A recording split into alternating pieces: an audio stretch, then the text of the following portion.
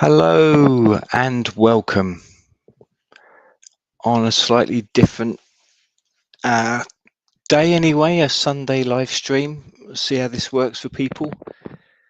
Thanks, Pete, for joining us, Whisperoon. Oh, hello, Green Tea. Thanks for making it as well on this different time. So as it might make, might be easier time for some people, might be not so good, but yeah, just thought we'd give a Sunday one go this time, but it's just me, unfortunately. If you're expecting my more intelligent, witty and artistic other half, unfortunately she's not going to join us today, but I know she's been putting up lots of chapters of the Fascinating Gods of Eden book, and it's well, it was actually an example of synchronicity today, talking about Carl Jung, because it was actually Liz was recording a chapter which was discussing elements about psychology and Freud. So a little sort of tiny example of synchronicity just before I did a talk on Jung. So it's obviously meant to be. Can everyone hear me okay? My other half is in the other room, as she's now put in the chat, so it does get a bit confusing, but yeah, thank you for joining us. I hope and you can hear me. Brilliant. Thanks very much, Green Tea.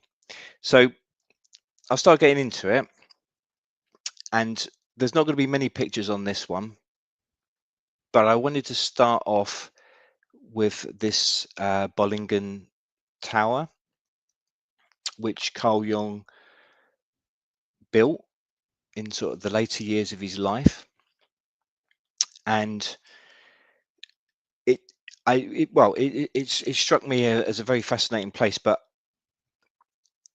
it really strikes in, and I'm going to be drawing parallels with various things that I've been talking about over recent talks around ancient rituals, ancient sites, that sort of thing, because it certainly so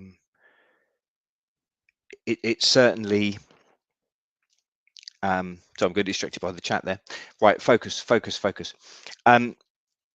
So I was talking in last week's talk, or whenever it was, about the Origins of Civilization conference I went to and the various different speakers there. And across the different talks, there were talks around symbology and myths, and also megalithic sites, and also the earliest created objects. Hi, Nina. Like images of goddesses. And it just seemed to me when I was preparing this talk, it struck me there was this connection between all these things within, obviously within Jung's work, but sort of crystallized into this tower. But going back earlier than that, looking at the childhood of Jung and impressions made on him then, which influenced the rest of his life, I was really struck by one where, as a boy, he carved a tiny figure into the end of a wooden ruler from his pencil case and placed it inside the case. I was trying to look around to see if there were pictures of this. I couldn't find it. Maybe there might well be, but I don't know if it's still around or it was existed later on. But he had added a stone to this, which he had painted into upper and lower halves and hid the case in the attic. Periodically, he'd return to the mannequin, I suppose this figure basically that he'd made out of this ruler, often bringing tiny sheets of paper with messages inscribed on them in his own secret language. He later reflected that this ceremonial act brought him a feeling of inner peace and security. Years later, he discovered similarities between his personal experience and the practices associated with totems in indigenous cultures, such as the collection of soul stones near Arlesheim or the Churungas of Australia. He concluded that his intuitive ceremonial act was an unconscious ritual which he had practiced in a way that was strikingly similar to those in distant locations which he as a young boy knew nothing about. His observations about symbols, archetypes, and the collective unconscious were inspired in part by these early experiences combined with his later research. So, I mean, that's fascinating to me. You've got all these different things. He made a symbol. It says a mannequin, so I'm presuming a person-like shape. And he was somehow making it into like a sacred object, which he was giving him some sense of self to look at. He hid it away, so it was sort of like an unconscious thing that was private to him. He didn't want to share it with anyone. And then there's an idea he had a stone there as well, and of course the megaliths, giant stones, but something about this ancient, an old piece of rock. But he also, and then he painted it in two different halves, and that will have significance as we go on later. Obviously, talked before about things having a dual nature, if you like, but also he brought different messages to it, but it was in a secret language. So his ideas of symbols and language and words and the basis of myths, but it was a language that he was making up himself. But in later life, with his theories of these archetypes, that they were connected to ancient myths, and that this was something that was deep, well, something beyond everyone, but everyone connected to, and something that everyone had almost intrinsic to them, and that these archetypes would then come out to us in dreams and then be manifested in stories, myths, legends, and that sort of thing. But to go then from this early childhood memory when he was making a very small, if you like, a carving of a figure. So again, that makes me think back to this origins talk. Well, I think it was Caroline Wise was talking about the earliest made artifacts that have been found, sort of 40,000 years old, where there was like a mammoth bone whistle, but then also all these goddess figures. But then much later in life, hi Mari, when he was, I guess maybe sort of going into sort of his old age, and he built this tower. So he was someone as well that was about not just the intellectual life, but also creating things physically and making it on both. I'm speaking about Carl Jung, green tea. Yeah, sorry if that wasn't that wasn't clear. So this tower in Bellingen, he said, just to look at some quotes about it. So this is, I believe, of one angle of the tower itself. And he said, "It was settled from the start that I would build near the water. I had always been curiously drawn by the scenic charm of the upper lake of Zurich, and so in 1922, I bought some land in Bellingen." So that straight away made me think of all these ancient sites that I've been looking at and talking about in recent times and reading about.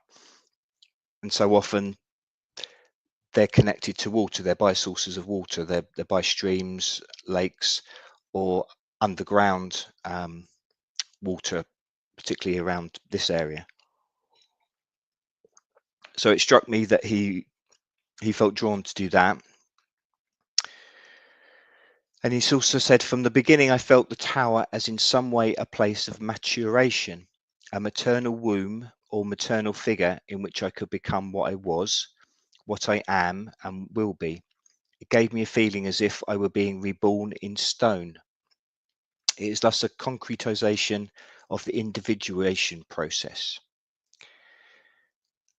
This again struck chords with what I've been talking about before when I was talking about long barrows and cairns, where they were representative. They were like womb-like, but they also were places for housing. Well, they used to be places of burial,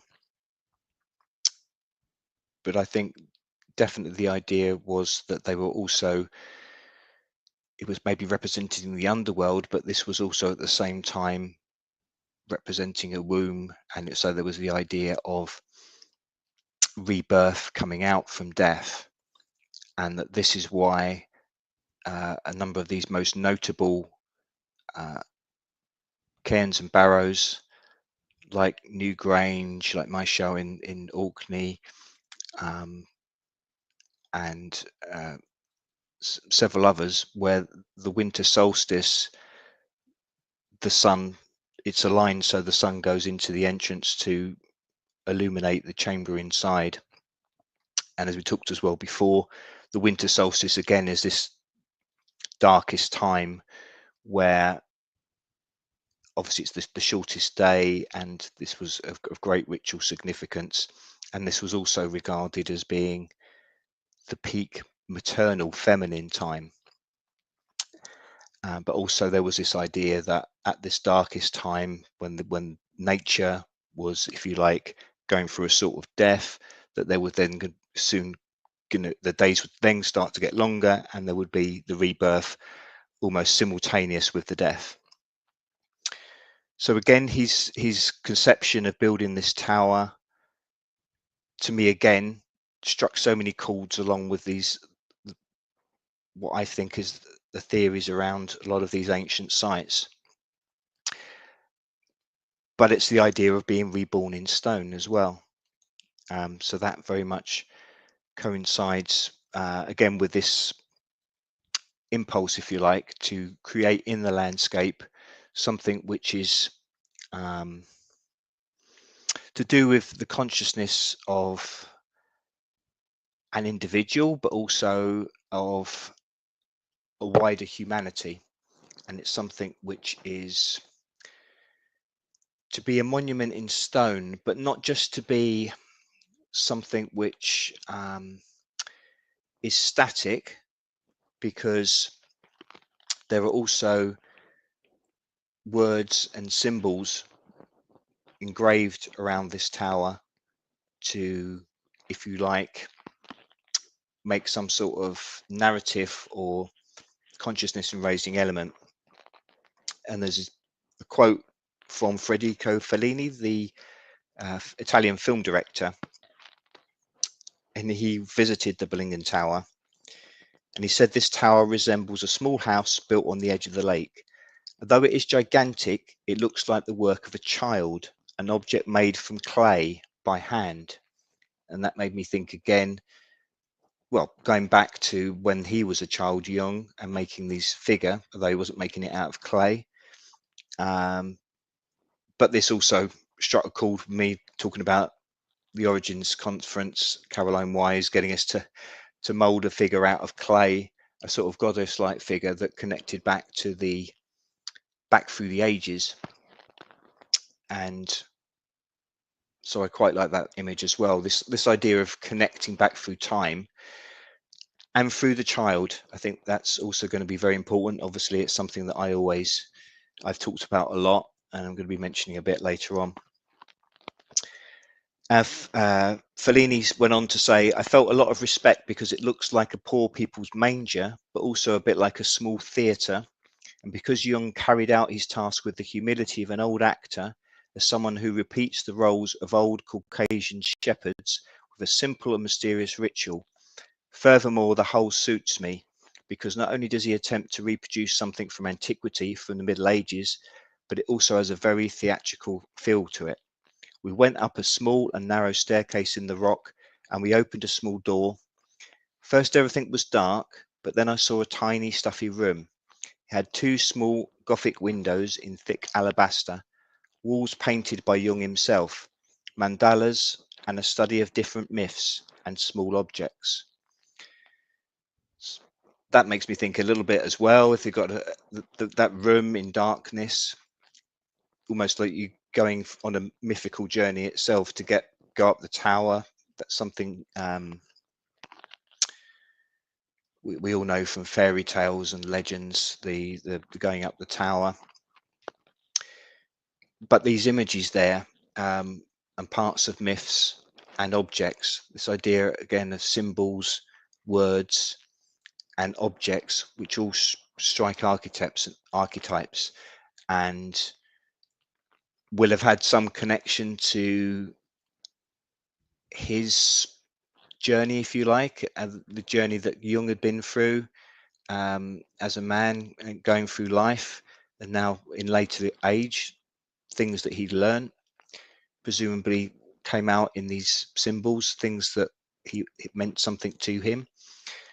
But also, I'm sure he was probably hoping then that people would visit it, maybe, and it would be like a living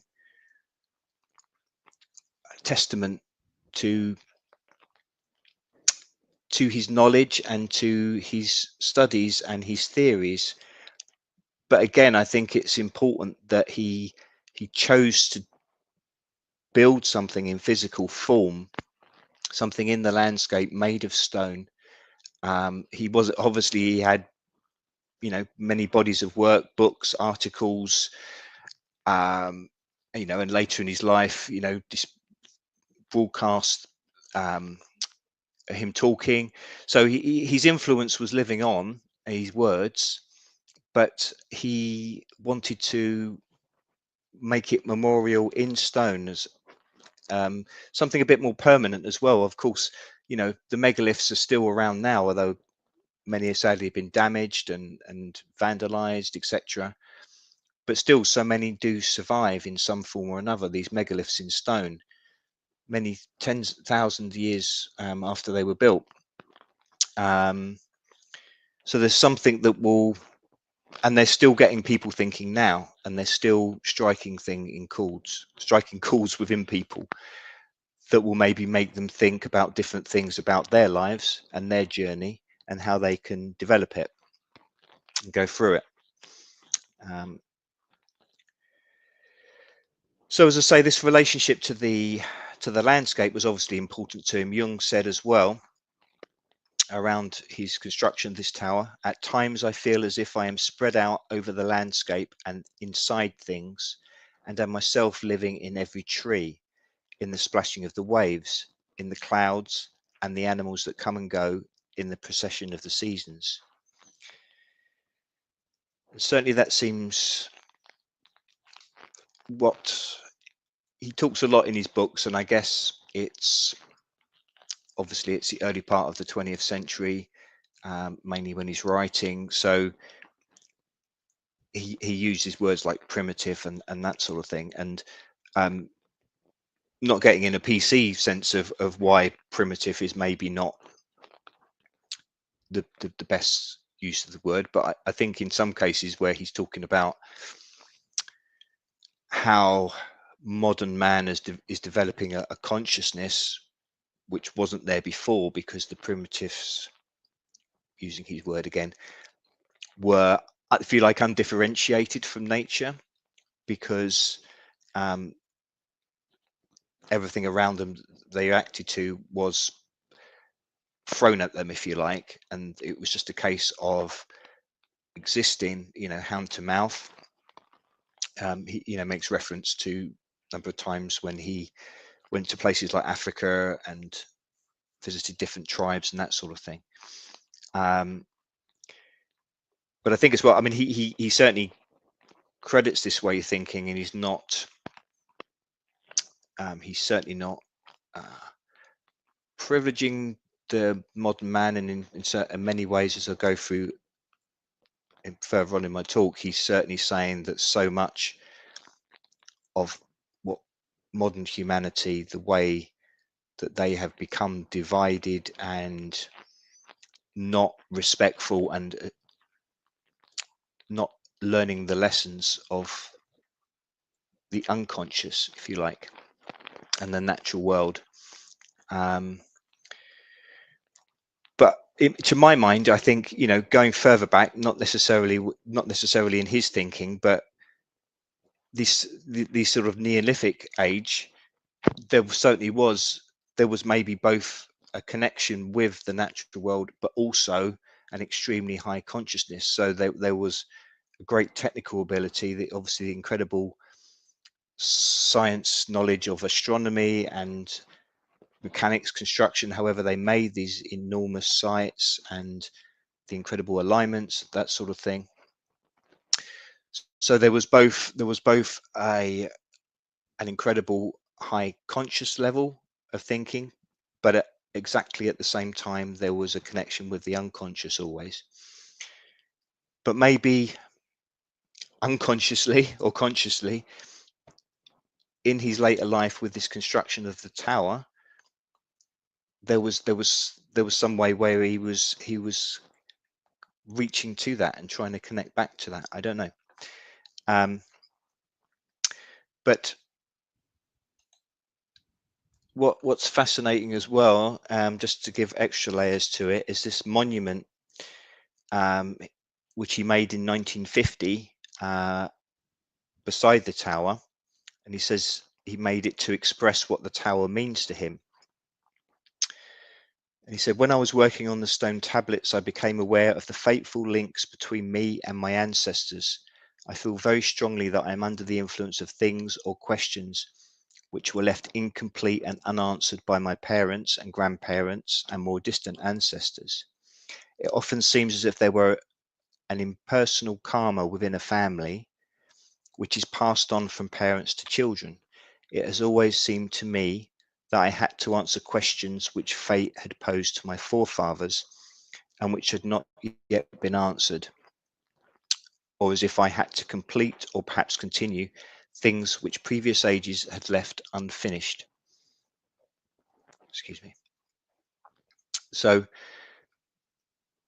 again, I think this is going to come up during the talk, and it's essential importance. His concept of a collective unconscious, and if you like, I suppose it's like an ancestral memory, and these archetype symbols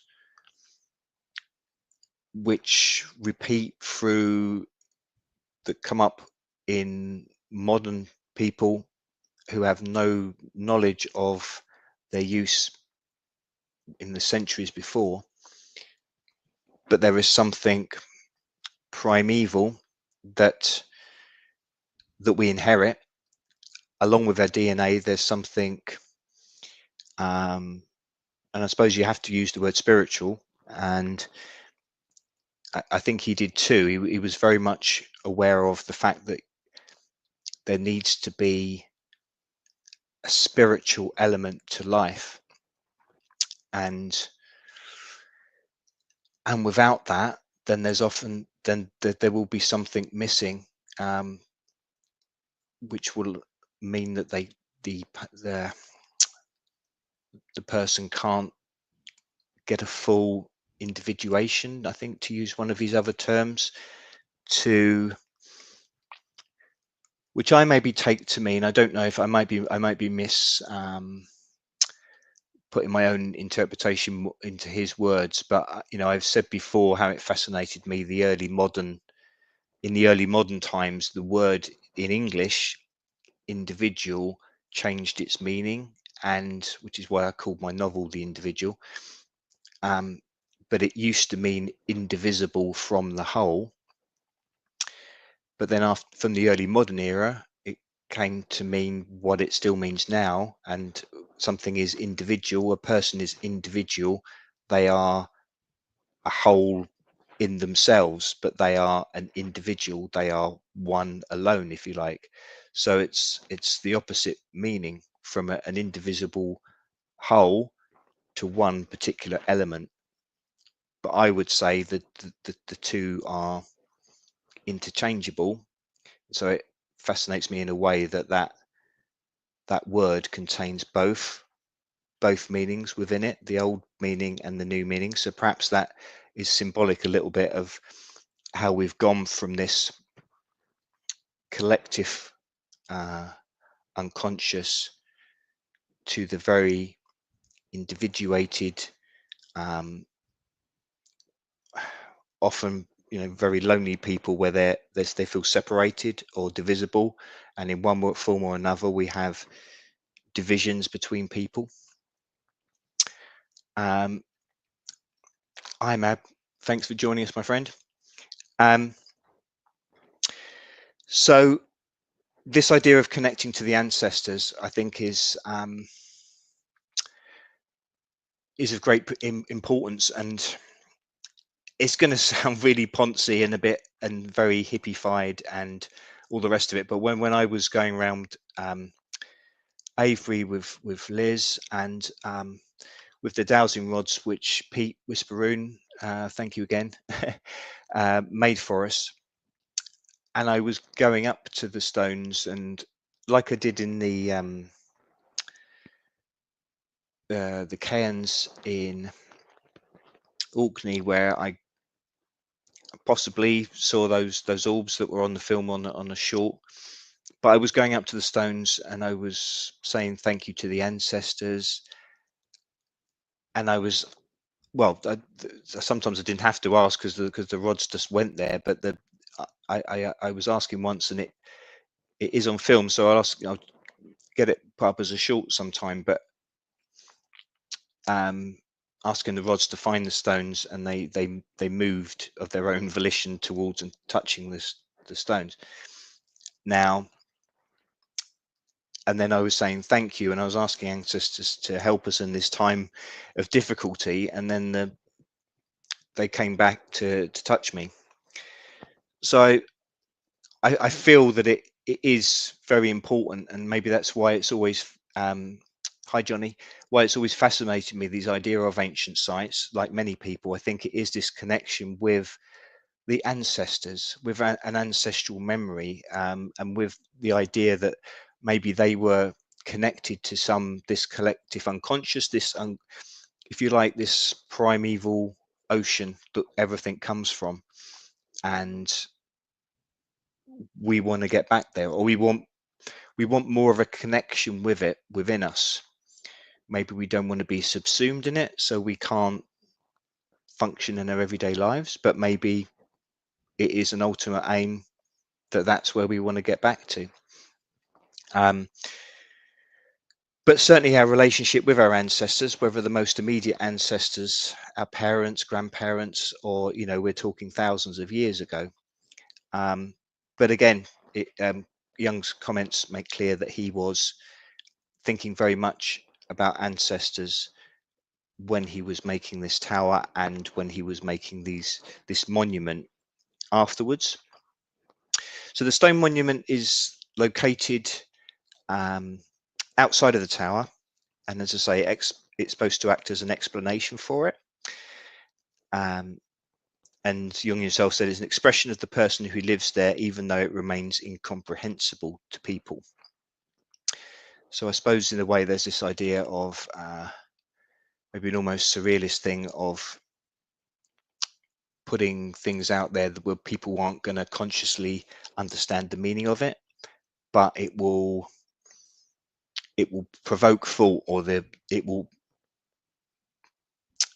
archetypes, the images that resonate somehow deep in the unconscious of a person, and maybe in the bigger unconsciousness, will prompt some realization or some just stretching of the mind, maybe, to make them think slightly differently and to move into a different way of perceiving the world.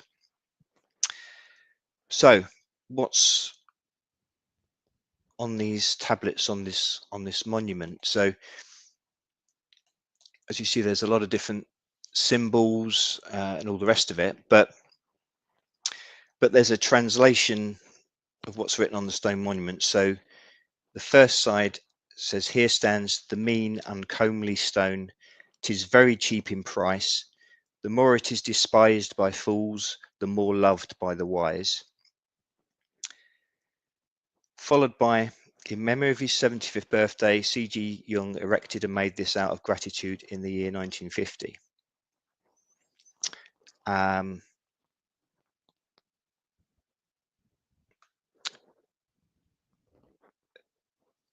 So actually what we've got in the photo here is the second side.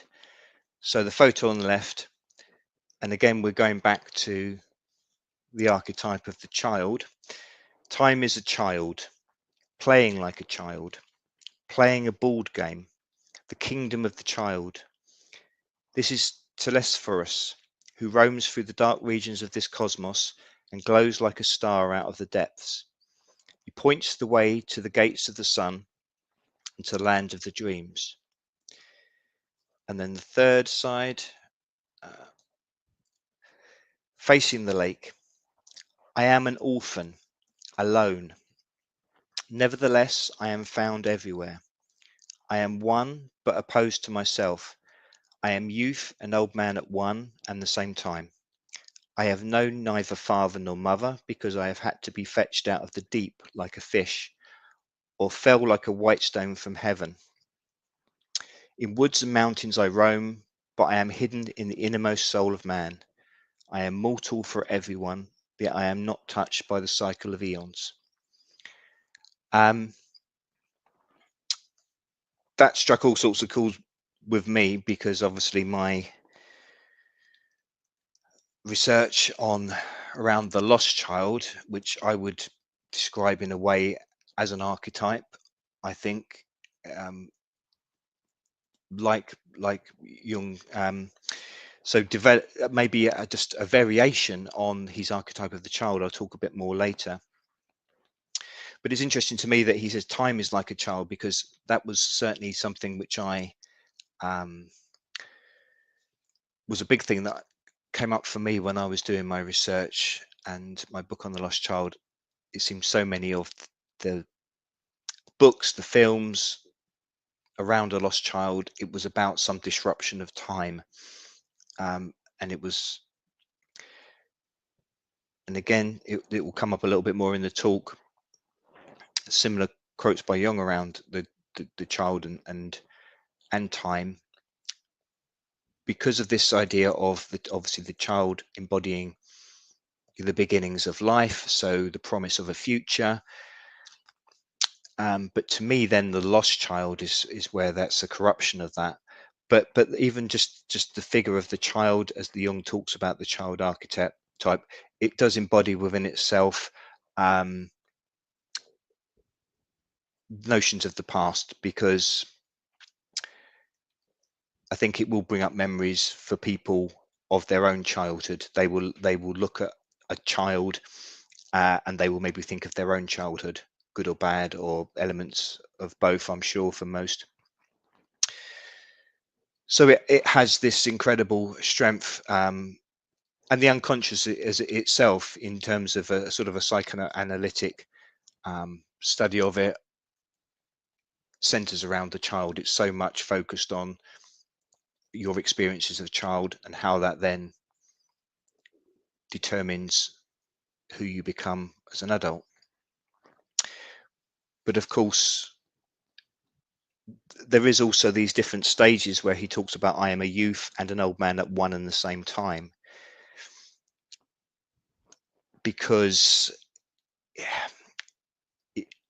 and we'll go into this as well later, that you can't be trapped in one stage. These are different stages of life, and this will connect as well, as so much of it does, with what I've talked before about these rituals and maybe the origins of the Grail rituals and the idea of initiations into different stages of life, so that people are able to make these different progressions in their awareness, their responsibility, their knowledge and feeling of how they are within the world, and that these are things that we don't have now because we don't have these rituals, and so that leads to this feeling of loss. And of course, the first line of this third side, I am an orphan alone. Nevertheless, I am found everywhere. Well, that seemed to me to be about the lost child. That was the lost child there encapsulated. And I said in my book how sadly the lost child is everywhere, and in terms of the actual numbers of sickening numbers of lost children around the world, the vast majority of which never get reported on. But also, just in terms of the amount of times it's reproduced in culture,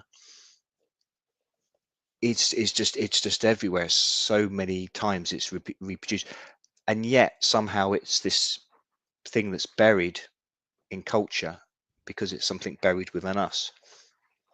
So I think it's something really deep and eternal, and then that again is borne out by the end of the quote. In the woods and mountains I roam, but I am hidden in the innermost soul of man. I am mortal for everyone, yet I am not touched by the cycle of eons. So again, it's the idea, I would say, of the collective unconscious, which is perennial, which is before time, if you like, outside of time, but it's also then present in every person when they're born and when they are going through life. So it's something which is at one and the same time eternal, but also mortal and finite. So yeah, that I think that will. I will just come back to me. It's good old me, I'm afraid. But to me, as I say, that tower really encapsulated so much for me, and it was, I think, it's quite striking that it was towards the end of his life, after having done so much written work, that he decided to, must have obviously devoted a lot of time and effort to making this tower. So it's important as well, I think, to look at how there's been a differentiation between Freud and Jung. They were colleagues, and as probably a lot of people will know, that Freud, was older and, the father of psychoanalysis, but he saw in Jung for a long time, as I think he said, that he was going to be his successor, and he named him as the president, I think, of some association. And it was all about he was going to pass on the baton, and he was not quite a son. I don't think he was that much older, but he certainly, he thought he was the younger man that he could pass on his knowledge to, and it was sort of going to be a perpetuation of his theories. But there was a number of significant differences, and this started to become more apparent as time went on. I think a large difference was the Freud's concentration on sex, the libido, as being pretty much all encompassing as the driver for someone's unconscious, and a driver of their actions in life and everything else with their psychology. And for Jung, the libido obviously had a huge importance, but it wasn't everything. And also this crucial idea for Jung that the unconscious was something, there was also apart from, he agreed that there was an individual unconscious, and that was connected with things that happen in childhood, etc. But there was always this greater external collective unconscious, which Jung prioritized, if you like, and this was a crucial difference between him and Freud. Just to go back a little bit to when his childhood again. I mean, it was important, I guess. His father was like a pastor, so there was a strong Christian element in terms of the background that Jung had. But I read a comment where he was dissatisfied that his father had a sort of academic view of his faith, so maybe he didn't feel it, or didn't it wasn't like an emotional or a physical, it was maybe almost like a job. They struggled a lot for money, and his father had to get different move around to get different jobs. But then counter to this, or as another very strong influence and obviously affecting his psychology, of course, was his mother, who described as an eccentric and depressed woman. Spent considerable time in her bedroom, where she said spirits visited her at night. Though she was normal during the day, Jung recalled that at night his mother became strange and mysterious. He said that one night he saw a faintly luminous and indefinite figure coming from her room, with a head detached from the neck and floating in the air in front of the body. Jung had a better relationship with his father. Now, so the supernatural, Jung's obviously from this early age. I think also there was grandparents or other people connected to the family had were mediums and had all these beliefs in the supernatural. So this affected him, and certainly through his later life and his research. Again, as I say, he was, although he tried and wanted always to be considered as a serious scientist, but for him, the spirit was an essential makeup of humanity, and it couldn't be taken away from our consciousness or our place in the world, and where we try to find a place in the world.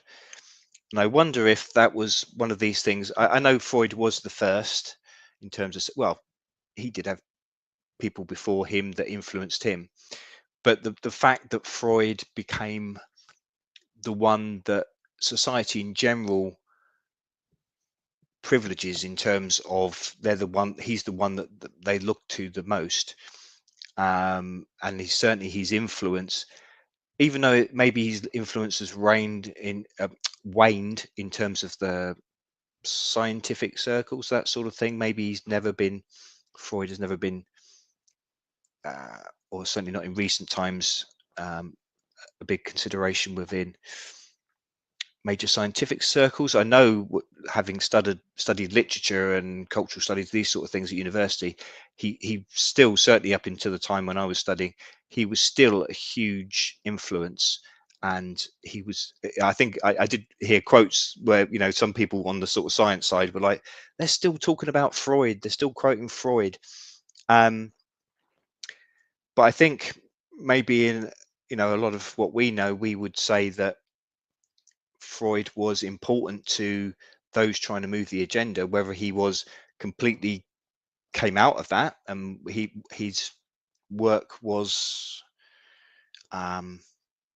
created purely out of these people wanting the agenda to control us, or whether they just then used what he came up with and said, right, this is going to help us and we're going to use it. But certainly, as people know, people like Bernays, who was related to Freud as well, wasn't he? I think so. But Freud's studies, and particularly the overemphasis about sex and the importance of sex, is like the fuel for the fire of all these things in our society. The way that they're moving this brave new world society, which Aldous Huxley, and which we've already been in for decades. So much of that manipulation And this over-sexualization, the sexualization of children, that seems to, well, certainly in the modern era, the modern world seems to go to Freud. So, and as I say, I believe that so much of what Jung was looking at was very much trying to go back to the spiritual, the creative, the imaginary, and using that to grow strength, to make people whole. And it seems to me where he was maybe right to break away from Freud, as I think is a little bit both having enough of each other, but maybe it was just a case of also Freud didn't like the fact that he had a mind of his own, Jung, and had different views in it. But to me, I'm literally no expert. I've read bits in the past, and I've read a lot more while trying to prepare for this talk. But I think it's a way of, by privileging Freud over Jung, essentially that sums up where our world goes wrong, because it's a break between the spiritual essence within people. And this idea of the collective unconscious, for so many people, of course, they would see that as just another privileging of the religious, the spiritual, and of course now it's all about materialism, and yeah, and we know where that's led. So there was so many problems with his mother, had several months of hospitalization, some physical ailment. I mean, that apparition that Jung saw, I mean, at a young age, I mean, seeing a ghostly apparition coming in from her bedroom with the head separated. I mean, that I've talked the origins of so many legends where there's a decapitated head, and you know, that immediately leaps out at me as being something like that. But he was, from this young age, he was connected to the supernatural, and that was within him. So, but he didn't, although he tried to embrace scientific methods, that never left him. He knew that that was something that was important, and he'd experienced it. So he didn't deny it, because I suppose denying these things, which is where we are now, is what leads to so much anxiety and erosion of self within people, I think, because they're denying this element of themselves. And that's needed. I mean, I didn't really realize, although Liz knew, but the ideas of Jung, along with William James, were one of the inspirations for the formation of Alcoholics Anonymous. This idea of a higher power and being able to accept the idea of a higher power in order to get this experience, which will then enable you to get over this trauma or whatever this is causing you to be dependent on alcohol. You know, I don't know the ins and outs of the Alcoholics. I know, from what I know anyway, it's got a Christian basis. And Jung came, as I say, his father was a pastor, so he does come from a Christian background. So again, maybe some of his comments when he refers to primitives, you could say in a way that's looking at where Christianity and the sort of modern world have progressed in one sense. So, you know, there will be biases there, but he would also at the same time be aware that the beliefs of people in tribes, for instance, in Africa, remote places in Asia, he would say how he could totally understand how they would, within their way of living, their belief system made perfect sense. And if some unusual circumstance happened, like they saw an animal that shouldn't be in that place at that time of the year, or something, you know, was born with an abnormality, and they would see this as a portent of some bad event that was going to happen. And then especially if there was maybe a big natural disaster, soon after, they would connect the two events. Whereas now, with in the modern way of causal thinking, it would be okay, logically causality. There's no way this strange looking animal or abnormality in something being born could have any relation to a volcano exploding or something like that. But then, you know, Jung's this idea of synchronicity was that things could be connected, but that were not governed by these causal laws of the sort of mechanistic view of one thing has to follow another. And he developed this theory along with a physicist, Wolfgang Pauli, and so much of that does seem to connect him with all these ideas of quantum physics, where things are, well, they're bonkers, and they don't follow the laws of physics in terms of, like, so like a Newtonian sort of, this thing happens and then it's like a lever in a sort of energy sense, or that then makes something else move, and a logical sequence of events. Quantum is everything, is it, waves and particles, one could be the same. Quantum entanglement, I mean, you know, we talked very briefly in the past about those sort of things. So maybe at the very deepest level, seemingly unconnected things in the material world are actually part of the same continuum. Everything is, well, everything is part of the same continuum.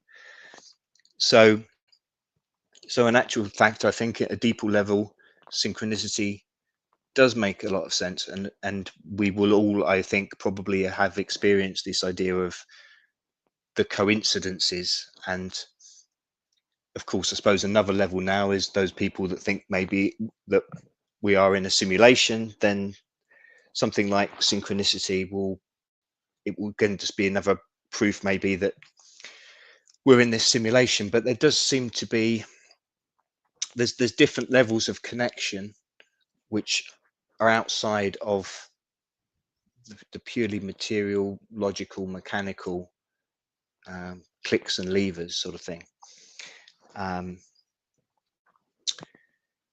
So yeah, the influence of his childhood, of his parents, was of course very important to him.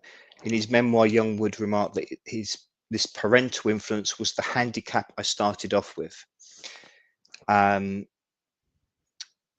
because of his relationship with his mother, who had this, she was often not around physically because of illness, whether it was mental or physical. And then she had all this otherworldliness, I suppose you could say. But it was very troubling, as you can imagine, to a young child, seeing his mother go like this, and often she wouldn't just be there to be a mother for him at all.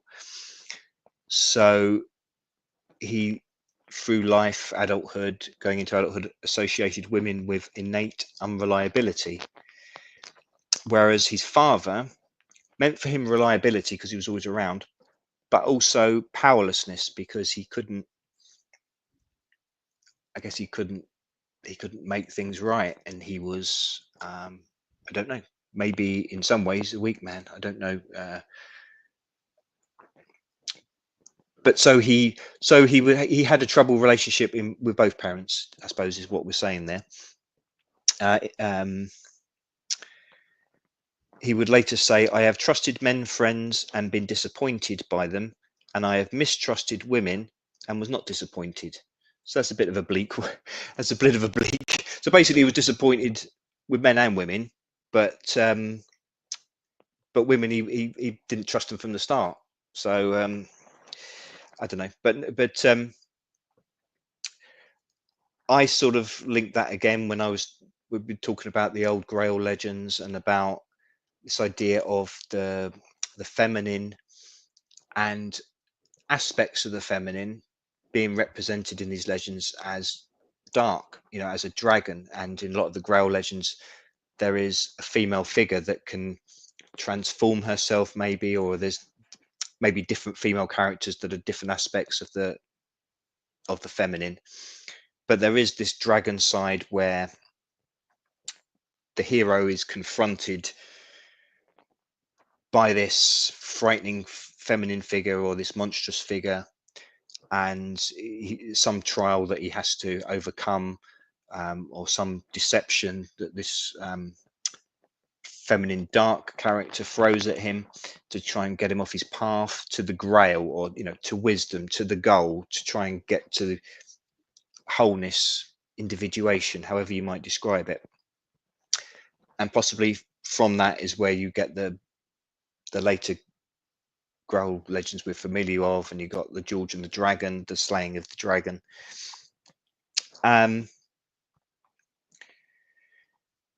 So it seems he definitely had unresolved issues with his mother, and but in the same way, and I suppose this sort of taps in with the archetypes when we talked before about I think Maria Wheatley talking about, amongst others, talking about the feminine time was seen as this, you know, winter, and I think again Tanishka talking about these old Grail legends, and this the main Grail ceremony for men was around the winter solstice, because that was going into the most feminine time, and it was like going into the underworld. So again, I suppose this link between the underworld and the feminine and the womb. And in Jung's mother's case, she had this connection with spirits, and she saw spirits, and Jung himself said that he saw a spirit coming from her room. So for him as well, the feminine was, the maternal was very much connected with this ancient view of the maternal as being connected intrinsically with death, with the underworld, with the supernatural, but in terms of passing over to another side, to the underworld. So yeah.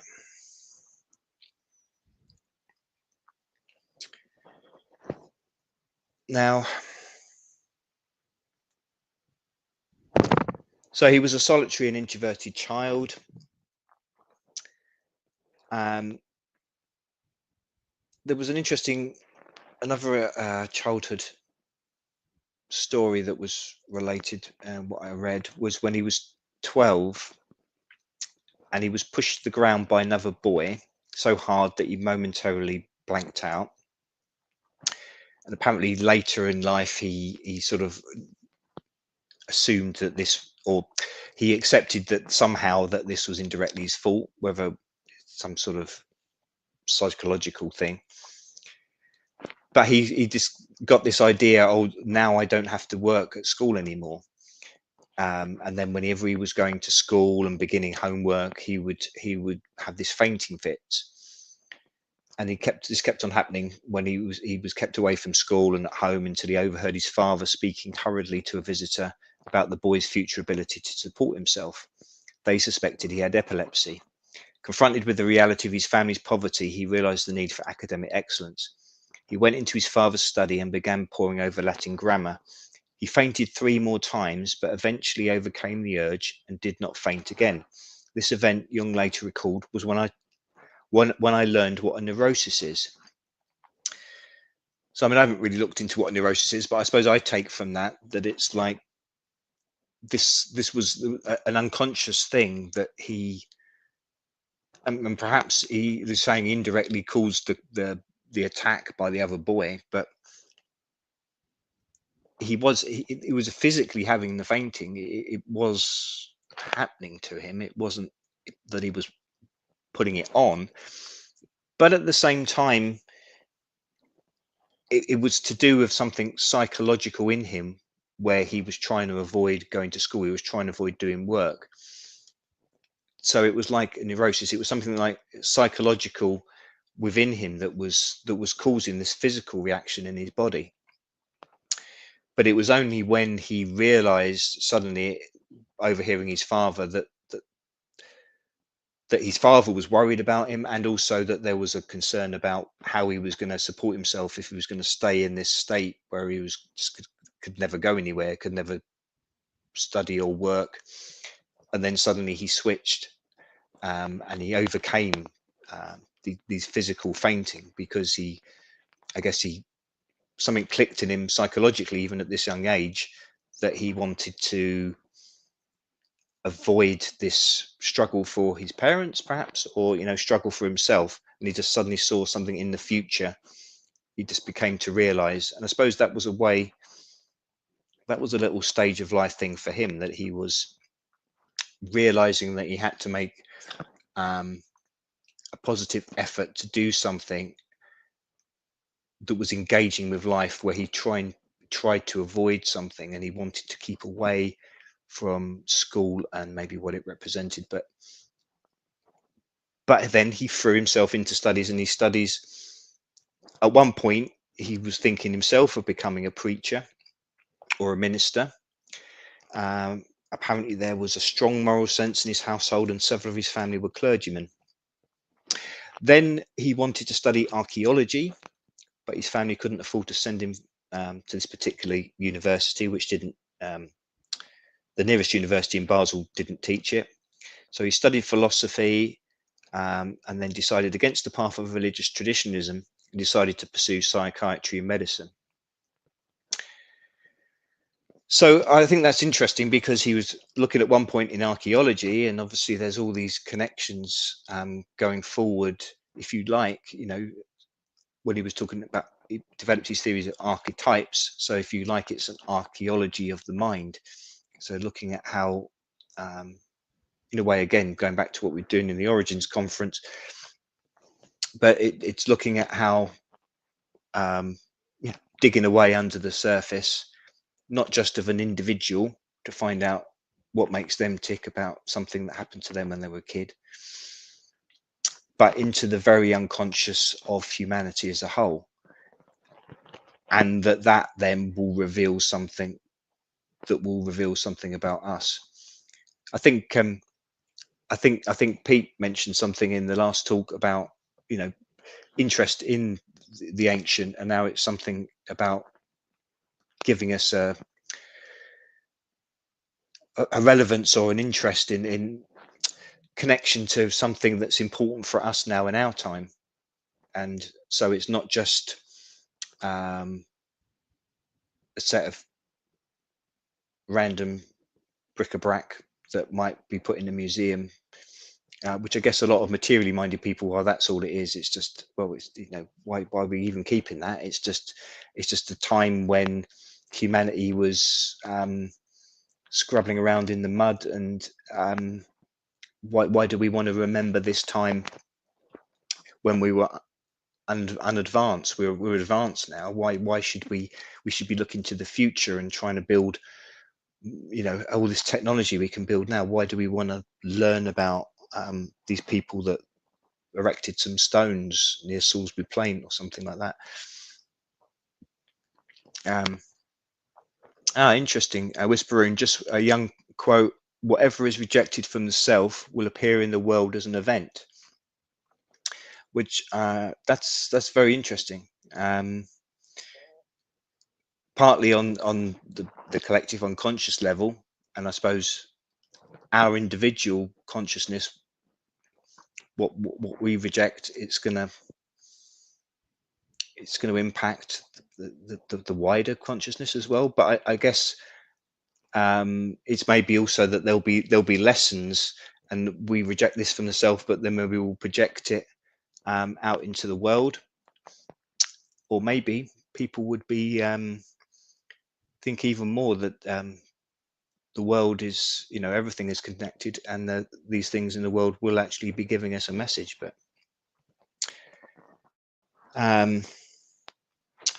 so, as I say, his relationship with Freud became strained, and eventually they stopped talking to each other, basically.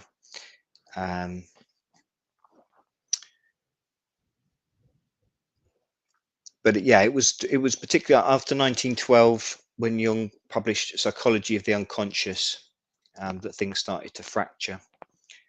And each stated that the other was unable to admit that they could be wrong.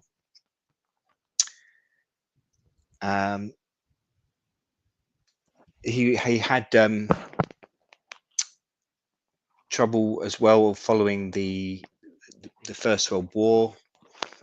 His own sort of psychological transformation, and I can't remember details of it, but he had himself, before, I think it was before the First World War, he had a view of, a vision, like a dream, or of all these people going to war and all this conflict. And it was only later that he realized that he basically had a premonition of the world war that was going to happen. So yeah, Jung de-emphasized the importance of sexual development and focused on the collective unconscious, the part of the unconscious that contains memories and ideas that Jung believed were inherited from ancestors. While he did think that libido was an important source for personal growth, unlike Freud, Jung did not believe that libido alone was responsible for the formation of the core personality. Another disagreement with Freud stemmed from the differing concept of the unconscious. Jung saw Freud's theory of the unconscious as incomplete and unnecessarily negative and inelastic. According to Jung, Freud conceived the unconscious solely as a repository of repressed emotions and desires. Jung's observations overlap to an extent in terms of the personal unconscious, but his hypothesis is more about a process than a static model. So I think that's very important, because it's life is ever going, and it's not everything in our adult life is then going to be about what happened to us as a child. And maybe to get stuck into that way of thinking that everything that's going wrong, or everything that makes us who we are now, is purely a result of what happened to us as a child. Maybe that is another trap that stems from the Freudian psychoanalysis. Of course, it can never be denied that what happens when we're children is of incredible importance, of course, but it is a dynamic process, life and consciousness, and that must always be a moving object, if you like, and we shouldn't get stuck, or we should at least be reappraising what happened to us and coming to it with fresh eyes as an adult, and in light of new experience, go back, okay, that happened to us, that was bloody shit, maybe, but I can do something now to change that, or I can make things better for myself. I can learn this about this aspect of myself. I can learn how to go forward with it and not let it be all encompassing for me. So the collective unconscious is not so much a geographical location, but a deduction from the alleged ubiquity of archetypes over space and time.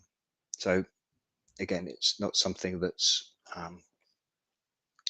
fixed.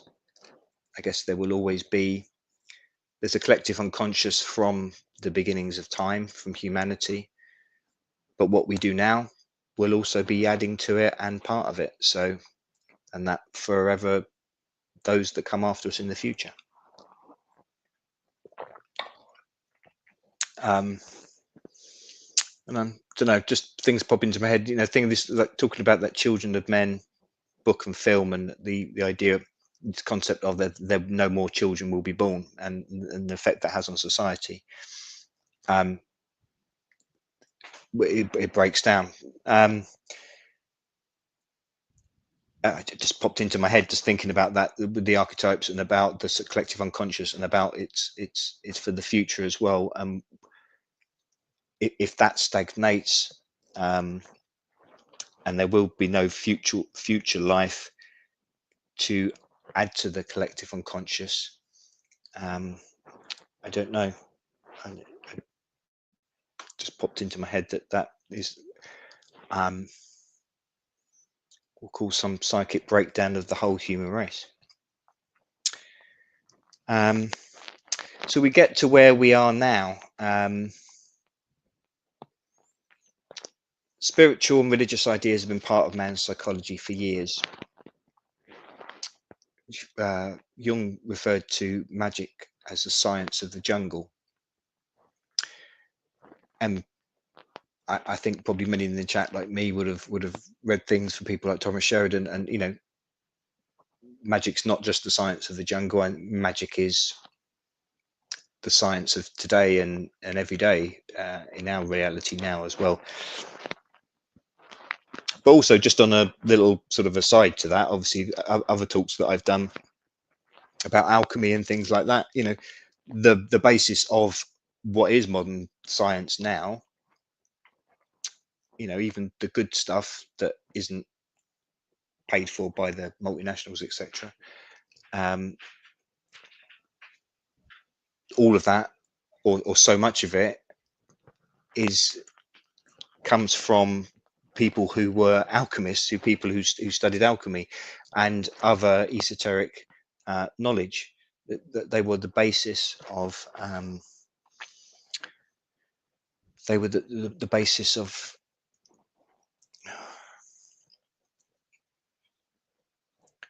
Sorry, I'm just getting slightly distracted because I can hear myself from the other room as well. Just put your do for all right. Yeah. Can you? Thanks. Getting heckled from the other room. No, it's constructive advice. So I apologise if the sound has been a bit muffled. But yeah. So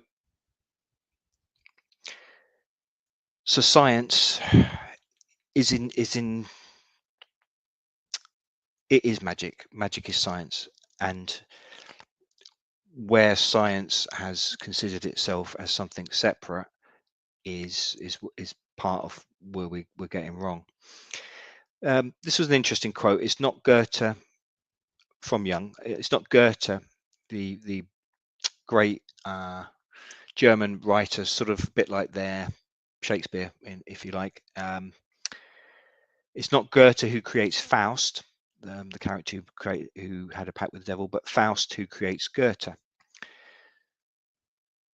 So this to me is the importance of the imaginary. Again, myths, legends, symbolic.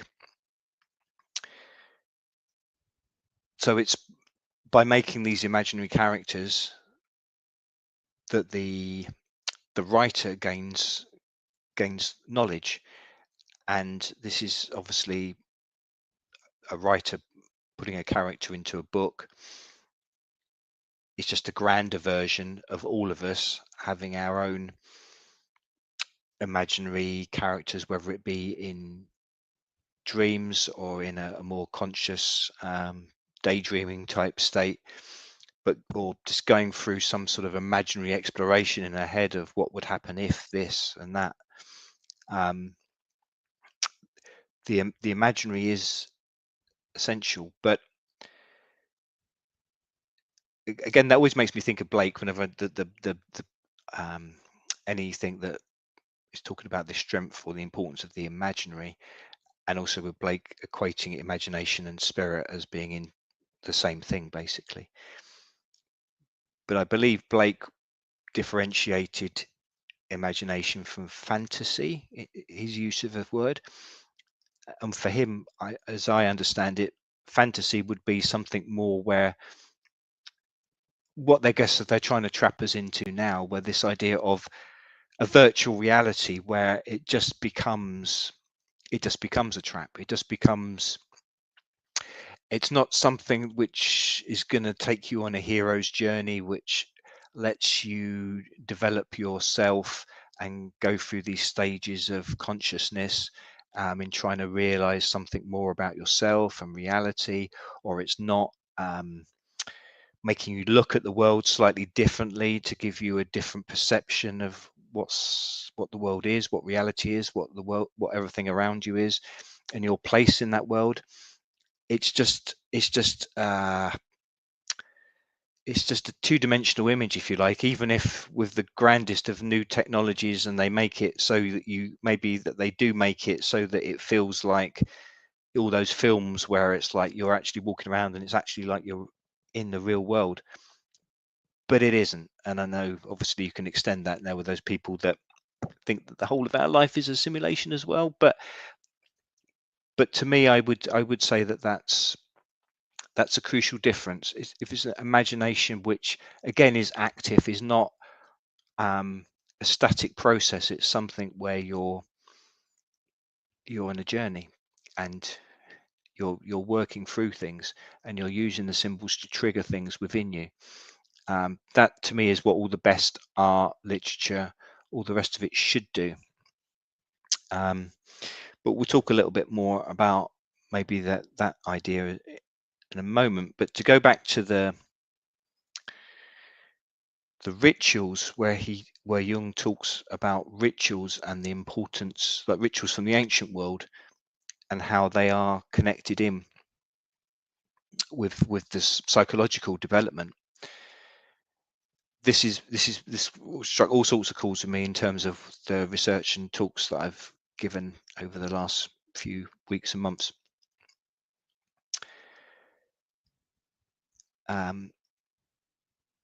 He talked about the Eleusinian mysteries and these different rites.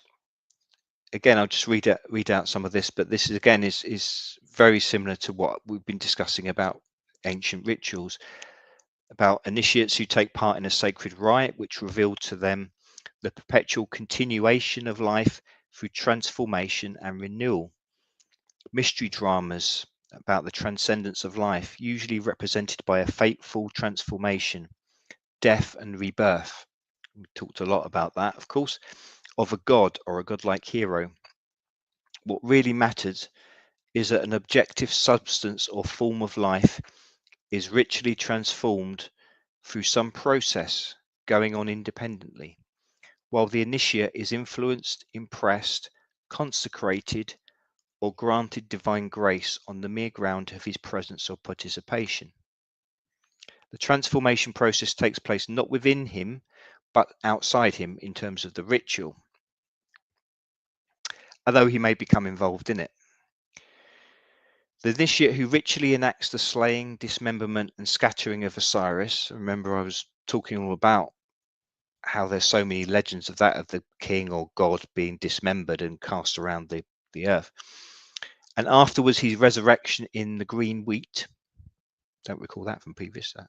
Experiences in this way the permanence and continuity of life, which outlasts all changes of form, and phoenix-like, we've heard that, right? If you've been listening to This is Gods of Eden, continually rises anew from its own ashes. This participation in the ritual event gives rise, among other effects, to that hope of immortality which is characteristic of the Eleusinian mysteries.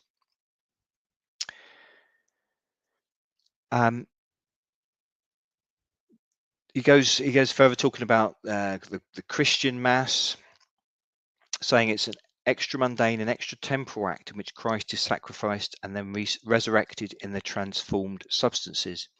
And this rite of his sacrificial death is not a repetition of the historical event, so not something in the material world as such, or not physical sacrifice, but the original, unique, and eternal act. The experience of the Mass is therefore a participation in the transcendence of life, which overcomes all bounds of space and time.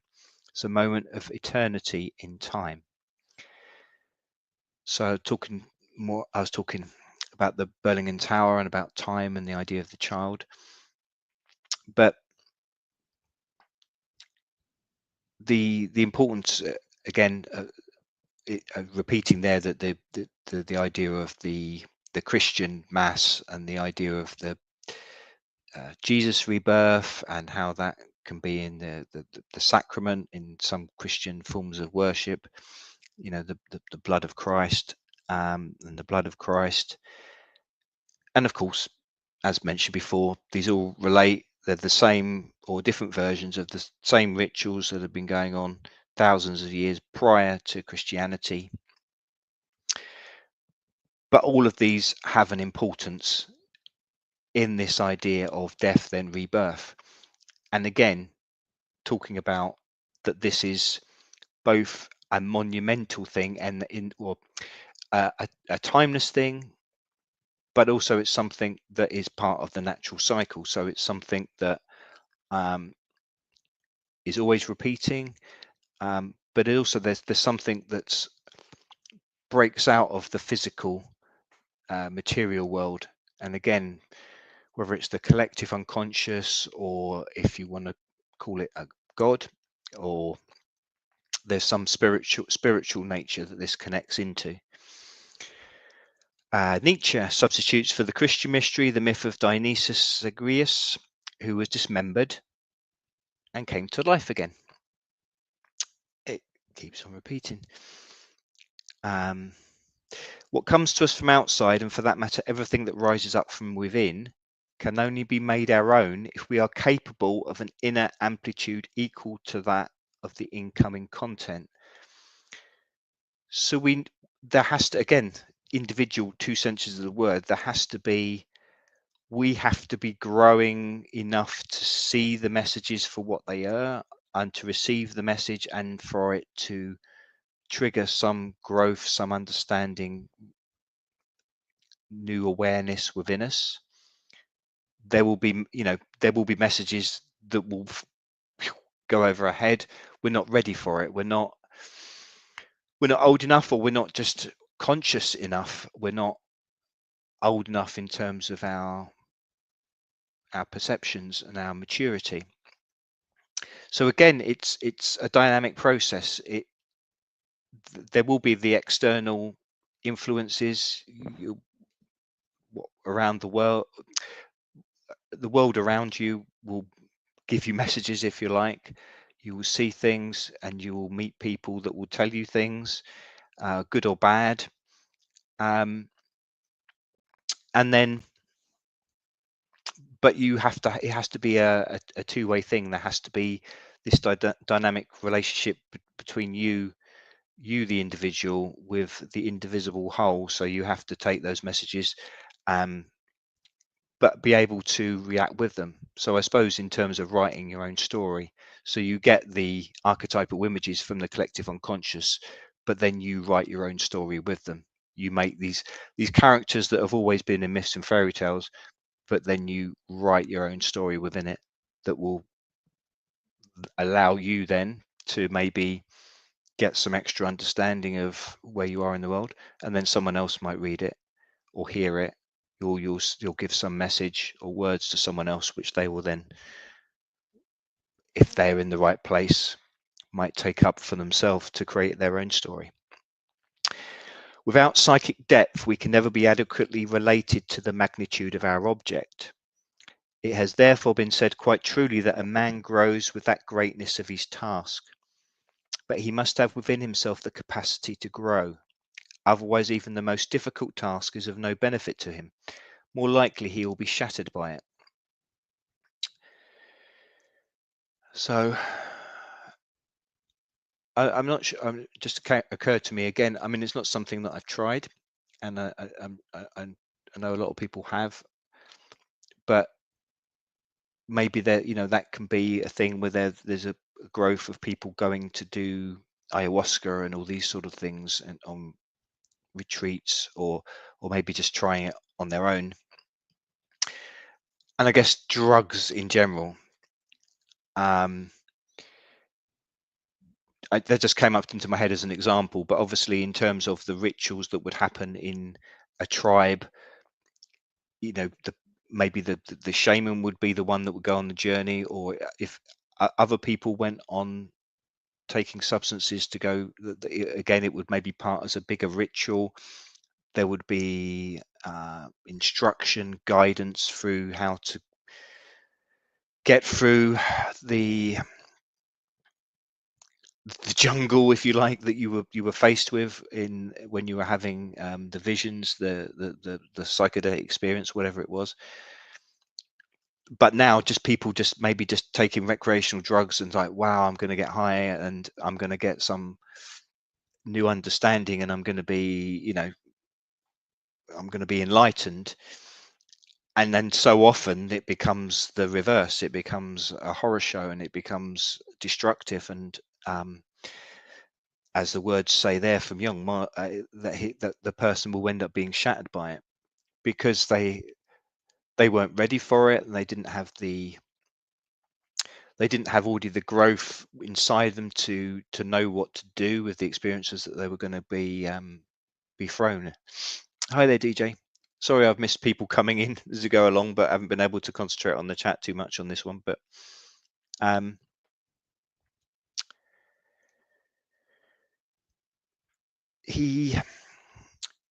Jung talks about, as I say, the importance of the ancestors or ancestral spirits, ancestral voices is very important.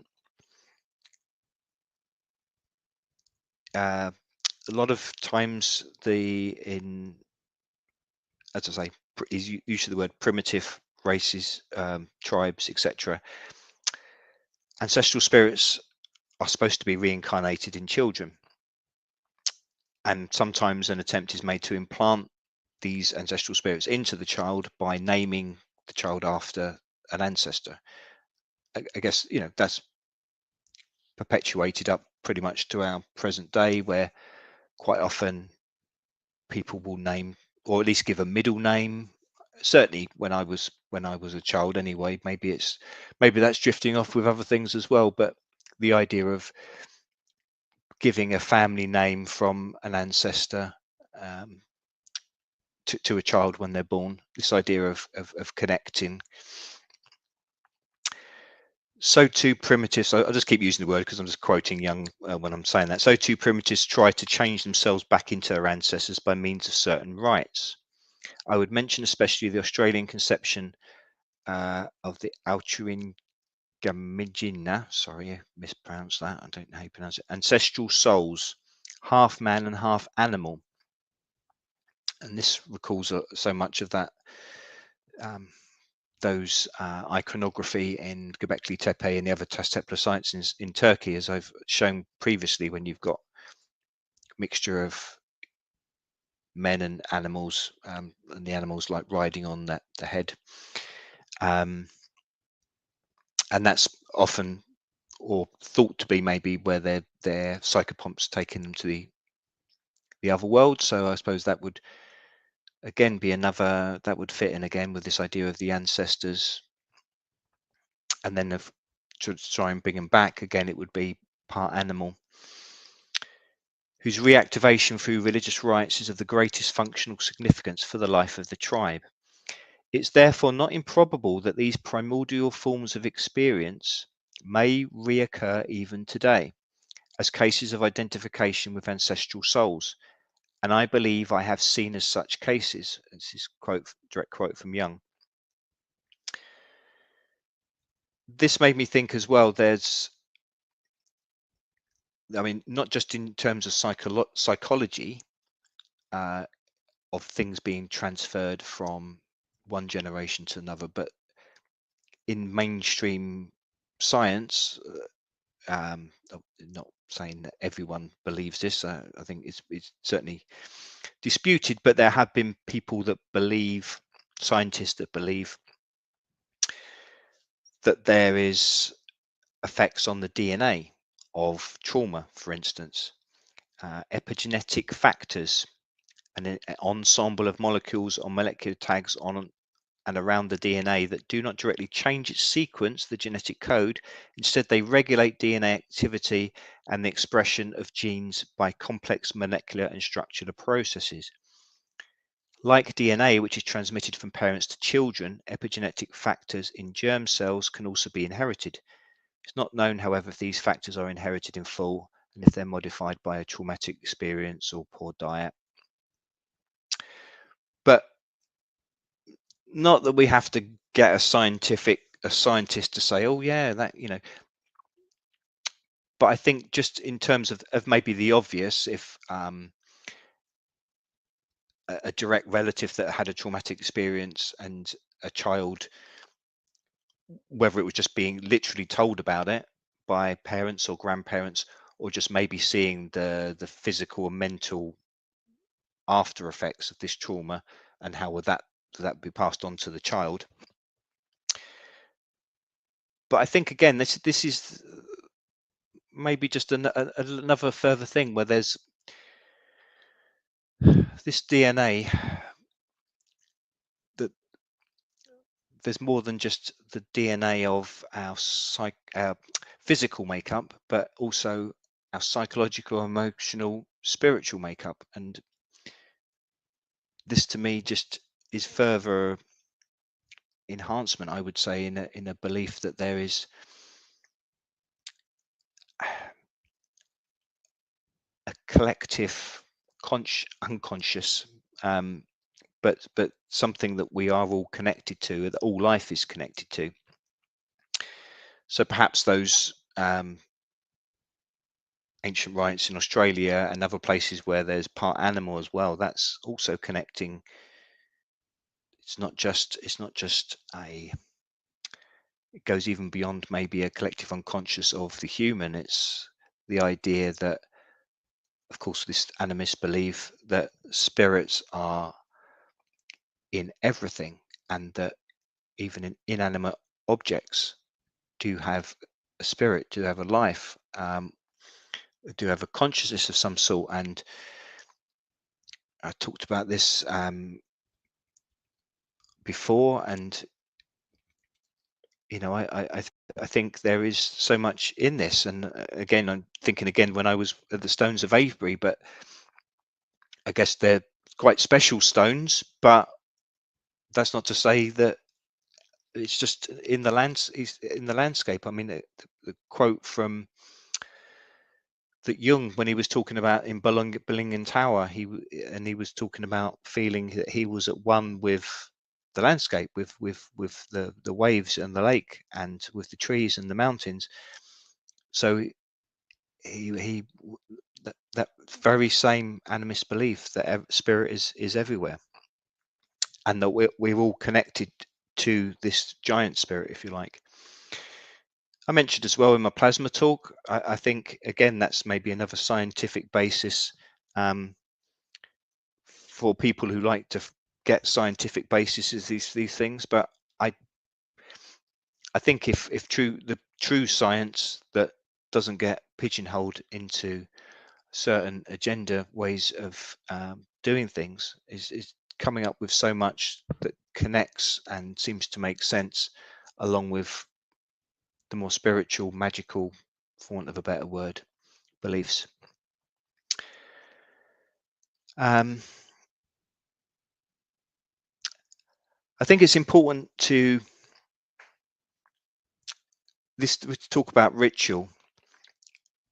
It's interesting when Jung is talking about group identification, and the idea when within a group, people become like an animal. It becomes a lower level of consciousness than an individual. And there's I know been a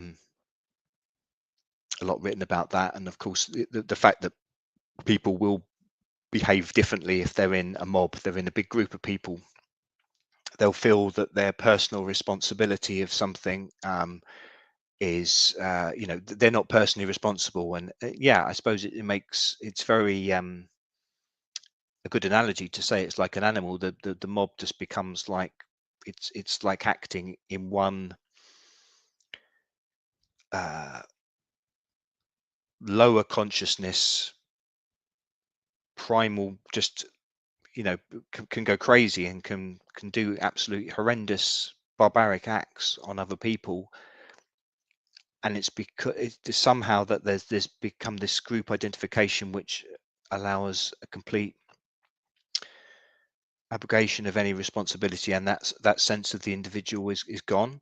And again, this is another thing why it's essential that people keep this sense of the individual as you as a person, and yes, with a collective unconscious of all there is, if you like, but not to get subsumed into this sort of group idea where you get lost. A group thing, even if positive, is not a lasting transformative experience, because if you would always then need this mass intoxication to consolidate the belief, because when you leave the crowd and just go back home or whatever, you're just another lone person. So if you've not retained some sort of positive transformation within you, if it's just only you experience that when you're in this group think, when this mob mentality, or I guess that could be a congregation at a church, or even a crowd in a football match. If you're feeling Ray, you can do anything, you're powerful, you're strong, but it's only connected to that group mentality, and then you go home and you're on your own, and that's all lost. You haven't grown anything within you yourself. It's just all connecting. So mankind often formed groups, often ecstatic. The regressive identification with lower and more primitive states of consciousness is invariably accompanied by a heightened sense of life, hence the quickening effect of regressive identifications with half-animal ancestors in the Stone Age. The inevitable psychological regression within the group is partially counteracted by ritual, that is to say, through occult ceremony, which makes the solemn performance of sacred events the center of group activity and prevents the crowd from relapsing into unconscious instinctuality. So again, it's the importance of these age-old rituals where there is a certain control, but also there's a way of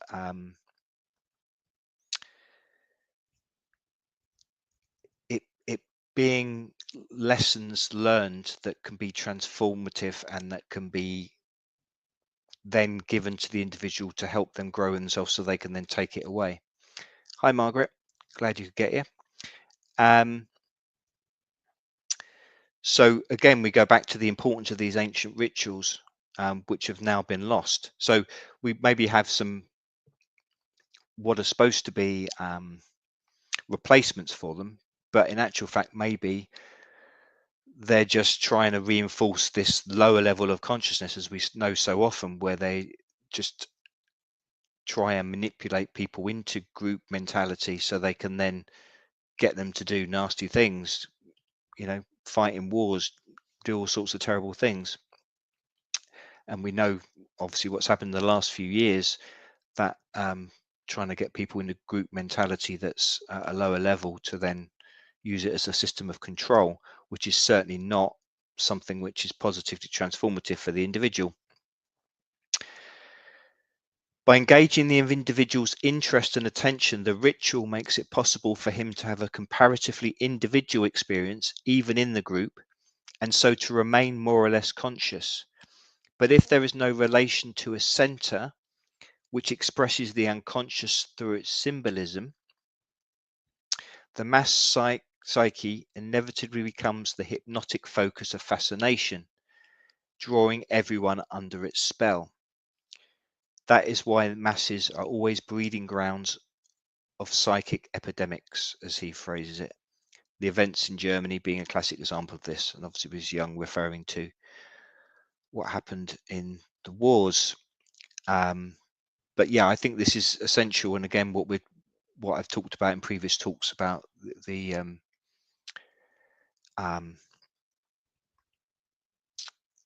importance of these ancient rituals that were lost, perverted, and tainted and used for nefarious means. but in fact the individual has remained at a loss, and in fact further and further away from any sort of true growth. There's also reference to communism, and in that state people become dependent, as we know, and it's seemed like they're sort of owed something from the state. So in theory, it's purporting that you're part of a group mentality, a group consciousness, if you like, everyone working for everything else. But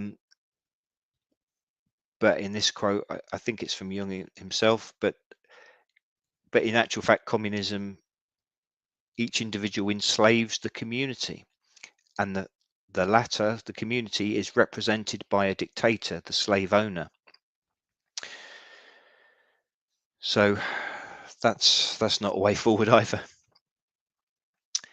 In the individual, the archetypes appears as involuntary manifestations of unconscious processes whose existence and meaning can only be inferred, whereas the myth deals with traditional forms of incalculable age.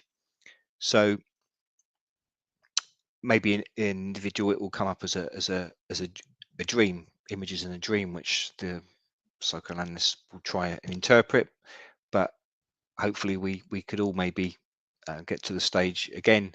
These are things that used to happen with the wise old man or woman in the village, the shaman, that used to, well, they used to go on dream journeys themselves, the shamanic journeys, to get knowledge for the tribe, but then also, I guess in many cases, they could interpret the images that people saw, but maybe also because they were in these transformative rituals, those in themselves gave people the means to know the symbols that they saw in their dreams, know them for what they were, and to get something out of it anyway. So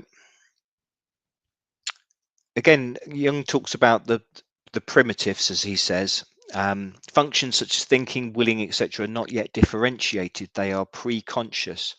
And in the case of thinking, for instance, this shows itself in the circumstance that the primitive does not think consciously, but that thoughts appear.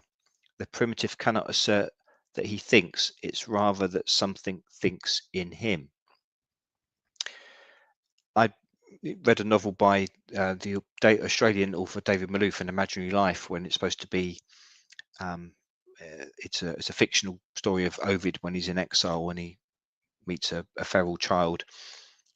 But this uses a lot of that language as well. The character goes through this consciousness, an awakening of consciousness again at the end of his life. But there is a lot of this. So the idea that you are experiencing, when you see a deer drinking from a pond, it's not this differentiation of things. It's there's an experience going on of the deer, and you're experiencing the deer. Yeah, it's but I would say,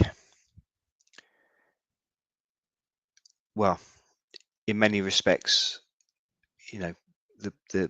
the primitive, in inverted commas, is more superior to us, but for some reason there are things in our mind where there is something where we're at least looking for something else. So Jung goes on, it's often next to impossible to find out whether the primitive person merely dreamed something or whether he really experienced it. The spontaneous manifestation of the unconscious and its archetypes intrudes everywhere into his conscious mind, and the mythical world of his ancestors is a reality equal, if not superior, to the material world.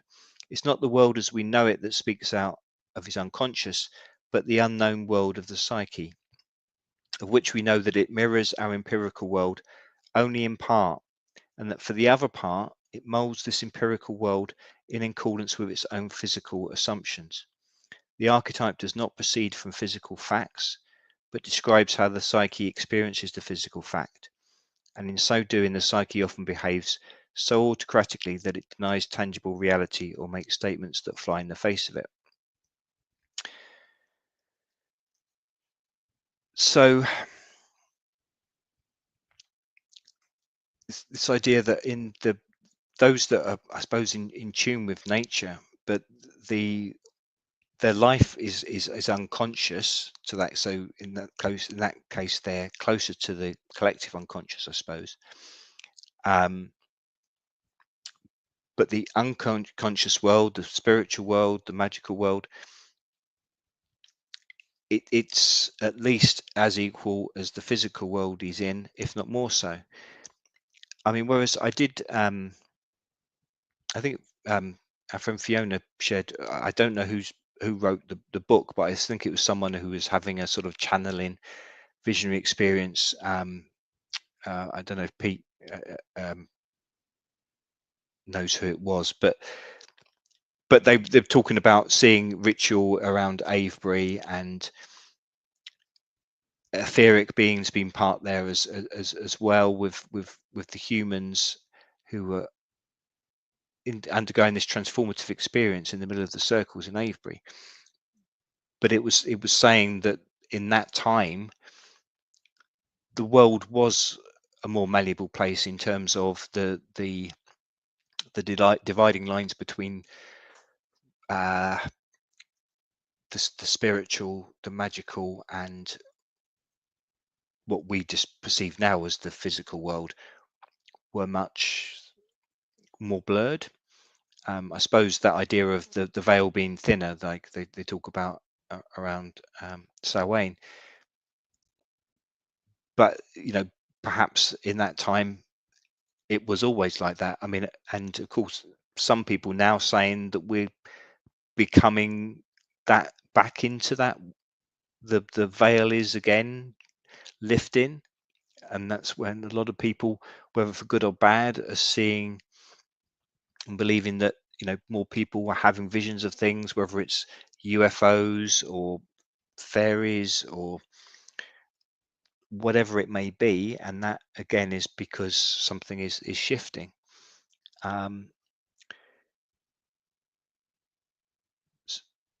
Sorry.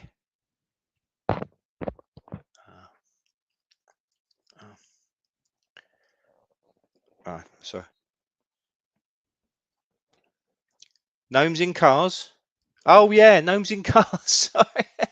Wife, my lovely wife from the other room saying gnomes in cars. For those that have watched before, you'll be familiar with our little song from that. But yeah, how that came from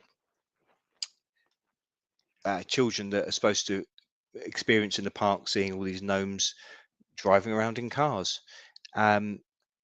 And so yeah, again, that might be that this idea of portals, things like, whether it's things like Bigfoot, the idea that there's just at different times, and of course we all know the idea about the whole, and as our friend Nick does with the question for the invisibles, the way that different entities can sometimes be seen outside our normal line of vision. So I'm going off a tangent here, so I'm going to stop a little bit. The primitive mentality does not invent myths, it experiences them. Myths are original revelations of the preconscious psyche, involuntary statements about unconscious psychic happenings, and anything but allegories of physical processes. Myths, on the contrary, have a vital meaning. The psychic life of the tribe falls apart and decays when a tribe loses its mythical heritage, like a man who has lost its soul. So really, again, these ancient symbols, and I go back again to, I think, what draws many of us to these, to the ancient science, but also the ancient legends, ancient symbols. These are something that are tapping into something that is primeval almost, or it's very much right back to the beginning of time and our ancestors. And so when he says the primitive mentality does not invent myths, it experiences them. I suppose again, if there is this blurring of reality, or a changing in reality and changing in perceptions, we now, I suppose, in our time, we must, I think, goes back to what's been said before about reclaiming so much of this ancient knowledge, but reimagining it. Like I say, it's a dynamic thing, and we have to do it. It's not just a case of reading in a book about an old legend or an old site. I think it's getting some sort of personal connection within your own psyche.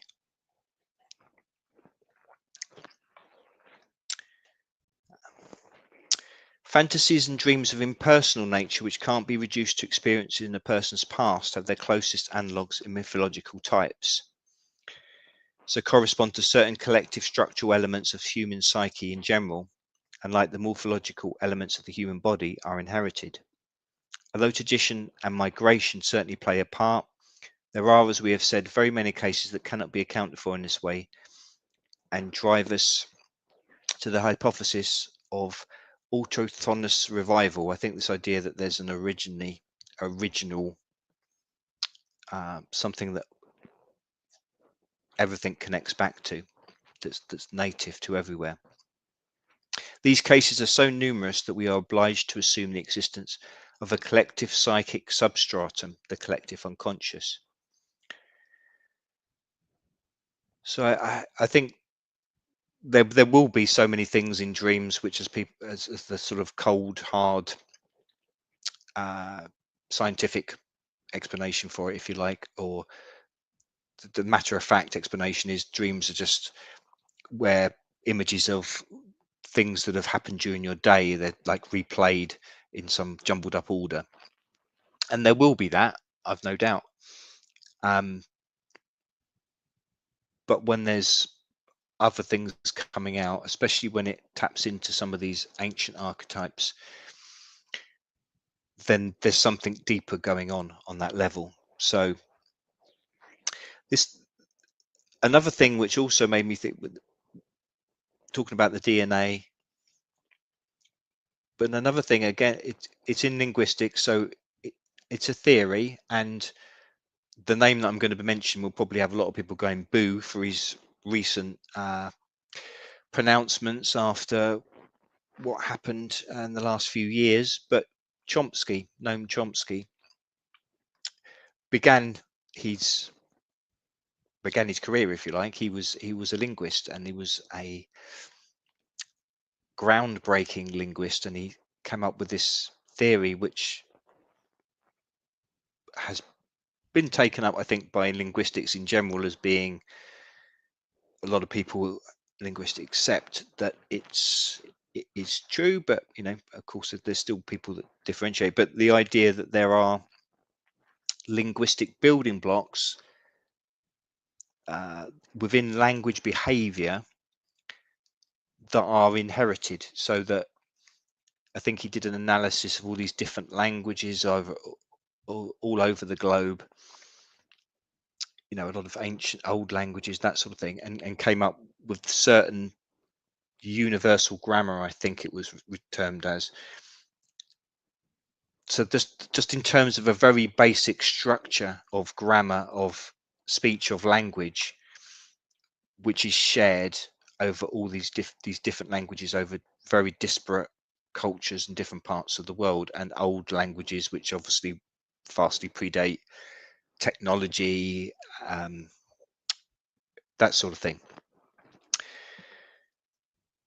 So that to me is just another example of possibly where, in a different scientific-ish, anyway, linguistics, of the idea of something there being an inheritance that we all have that is shared. And I suppose if you go far enough back, which Caroline Wise talked about in the Origins Conference, you know, we're all descended from the same ancestors. So is it really going to be a surprise? Perhaps it will be more surprising if we didn't share these very deep connections with things.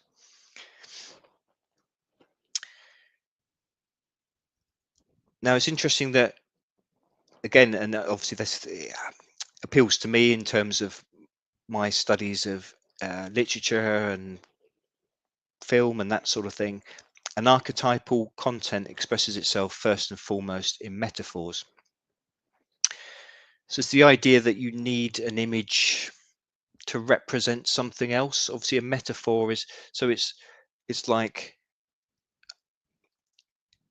it's something which stands for something else. So again, this is not something that's literal. It's like, oh, you know, you're going to have a dream about a volcano, but that's not telling you to be scared about a volcano. It's symbolizing something else. But again, if the brain worked logically, if again it was like a machine, as they like, people like to, modern science likes to, or some facets of modern science, shall we say anyway, like to make it out to be, then it's strange that this sort of byproduct of our mental processes is something which is non-literal. It's not. It doesn't come up in an obvious warning that, for instance, you know, it doesn't come up with an obvious warning where you've actually got necessarily the image of someone you know, and it's like, right, beware of this person. It might be a metaphor, an image of your brain which is talking about, which shows you an image of an animal, and then that's an aspect of that person which you should be wary of.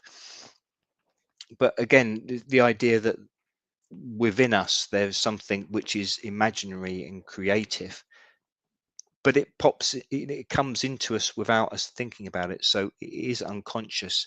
But the fact that so many of these images have perpetuated over centuries, and we know that because of how it has come out in myths and in the oldest forms of art and the oldest known objects. So we know, because we can see these images back in those deepest forms where they've still remain archaeologically. So we know that there's something primal to them. We talked about this in the Origins conference. You know, and there's a sense also where, you know, certain images, yeah, they transfer from different landscapes. So maybe the animal that's projected as a certain thing changes because there's a different animal, a different kind of bird that lives in this country to the other one. But there's certain essential things that always remain consistent. But this idea of, I suppose, where metaphor takes me into the realm of language, and I mentioned before how it interests me. I was talking about an interesting interview I heard with China Melville, the science fiction writer. I know he's a raging communist, but we just we don't mind that. Well, we don't matter if we mind it, but he's written bloody good books. So I've read a couple of his books, but one of them was Embassy Town, which was set in an alien world where they couldn't lie. And anyway, he was having an interview and he was talking about how he sort of got to this as a subject for his novel, and he was talking about how he'd read all these old sort of ecclesiastical sort of Middle Ages Christian texts, but these sort of things that were proposing that there was an original language of God, and that was this language was pure truth, and there couldn't be any lies or deviation in it, because it was the word of God. So it was something unadulterated. And he was saying, and then he was sort of, if you like, doing a bit of a thought experiment from there. And it's like, well, if you can't lie, if you can't say something which hasn't actually happened, then that means there can be no metaphor, there can be no fiction, there can be no theatre, there can be no imaginary stories, unless it's literally describing something that actually happened, like an actual hero's journey when someone actually did these things, and it was 100% just relaying what had happened. So is there an idea from that language and symbolization, representation is always in some way a break from God, or something? That's how it's presented in, say, ancient Christianity. And I guess you get that with other, like Islam, where you can't show the image of Muhammad, so maybe that comes along from a similar place. But I mean, I was interested by the novel Child in Time that I read early on in university, and that sort of came to my Lost Child, where I came out with that. But that mentioned there the works of Joseph Chilton Pearce, where he's talking about literacy not being taught at too young an age to children, because it would divide them from this sort of unconscious, the spiritual sense, the magical sense within. So and again, this was like, wow, this can it really be this alienating language? I was a kid that always loved words and writing stories, so the idea that it could be somehow damaging to the psyche. And Jung sort of refers again, I think it's in a similar respect, where he's talking about, and again, this will be familiar to a lot of people, some of the terminology, but he's saying there's no consciousness without discrimination of opposites. This is the paternal principle, the logos, which obviously means the word, which eternally struggled to extricate itself from the primal warmth and primal darkness of the maternal womb. In a word, from unconsciousness. Divine curiosity yearns to be born and does not shrink from conflict, suffering, or sin. Unconsciousness is the primal sin, evil itself, for the Logos. Therefore, its first creative act of liberation is matricide, and the spirit that dared all heights and depths must, as Synesius, suffer the divine punishment, enchainment on the rocks of the Caucasus. Nothing can exist without its opposite. The two were one in the beginning and will be one again in the end. Consciousness can only exist through continual recognition of the unconscious, just as everything that lives must pass through many deaths. The stirring up of conflict is a Luciferian virtue in the true sense of the word. Conflict engenders fire, the fire of affects and emotions, and like every other fire, it has two aspects, that of combustion and that of creating light. On the one hand, emotion is the alchemical fire, whose warmth brings everything into existence, and whose heat burns all superfluities to ashes. But on the other hand, emotion is the moment when steel meets flint, and a spark is struck forth, for emotion is the chief source of consciousness. There is no change from darkness to light, or from inertia to movement, without emotion. So much within that, but just that last bit made me think, I suppose, it's quite interesting, I suppose, where Freud would talk about sex and libido, he's saying their emotion, so that they could be tied up to the same thing, but it's not obviously just it's not exactly the only thing by any means, but it is this idea of, to create is something, it's a breaking away from the unconscious, and from this sort of primeval ocean, if you like, that we all come from.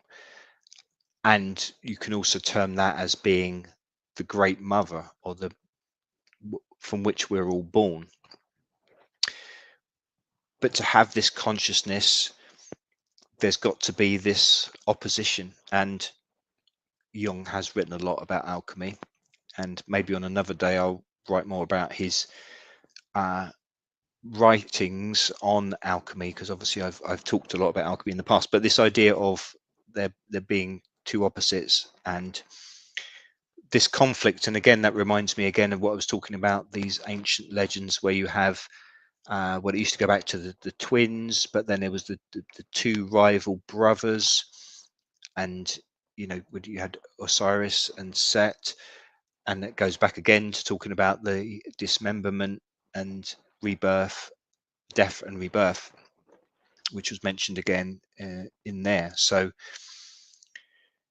there is this idea that, if you like, the creative spirit, so the creative imagination that comes out through the metaphor, through symbols, through creating words, language, and then myths, legends, these archetypes. But it is a painful process in as well, because it is there has to be that division. We have to come out of the womb and go through life to grow, to go through the challenges, to go on the hero's journey, and before we will eventually go back to death, back into the primeval womb, if you like, maybe to be reborn again. That's a contentious subject for other times, about whether we want to do that or not. But yeah, in general, there has to be that breaking away, that creative spark. And that quote near the end made me think of 2001. The emotion is the moment when steel meets flint and the spark is struck forth, for emotion is the chief source of consciousness. And that made me think of the apes in 2001. But obviously there was an exterior force that was preempting that emotion that gave that spark. But so much, again, when I was talking about these legends, and before, and I've mentioned a few times my lost child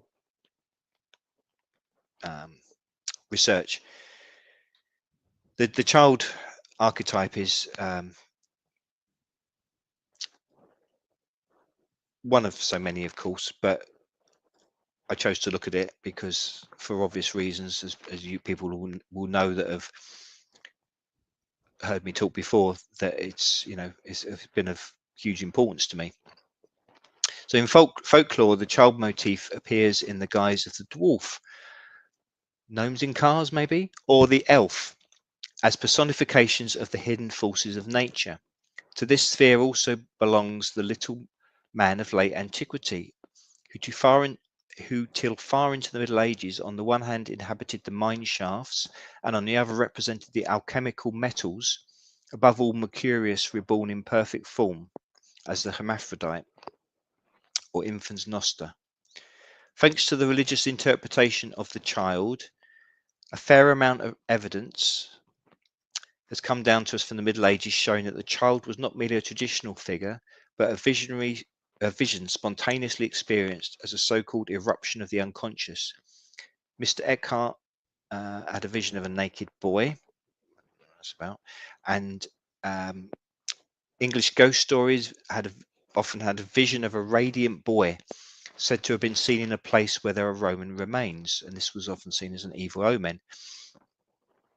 I wrote before about ghost stories, and right up to the modern day, like with horror films, it's so often the center of a ghost story is a child, whether the child is in the material world, the sensitive one who can connect with the spirits of on the other side, or it's actually the ghost of a child that's died, or quite often both.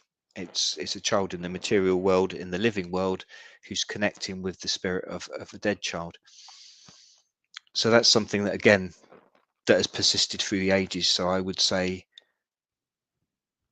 to me, it's got extra importance, the lost child as an archetype, as an adaptation of the child. But there's also more which types in or connects in with what I've written about before. And interesting, it also mentions homunculi, which came up in a previous talk as well, the alchemical idea of creating new life, like in a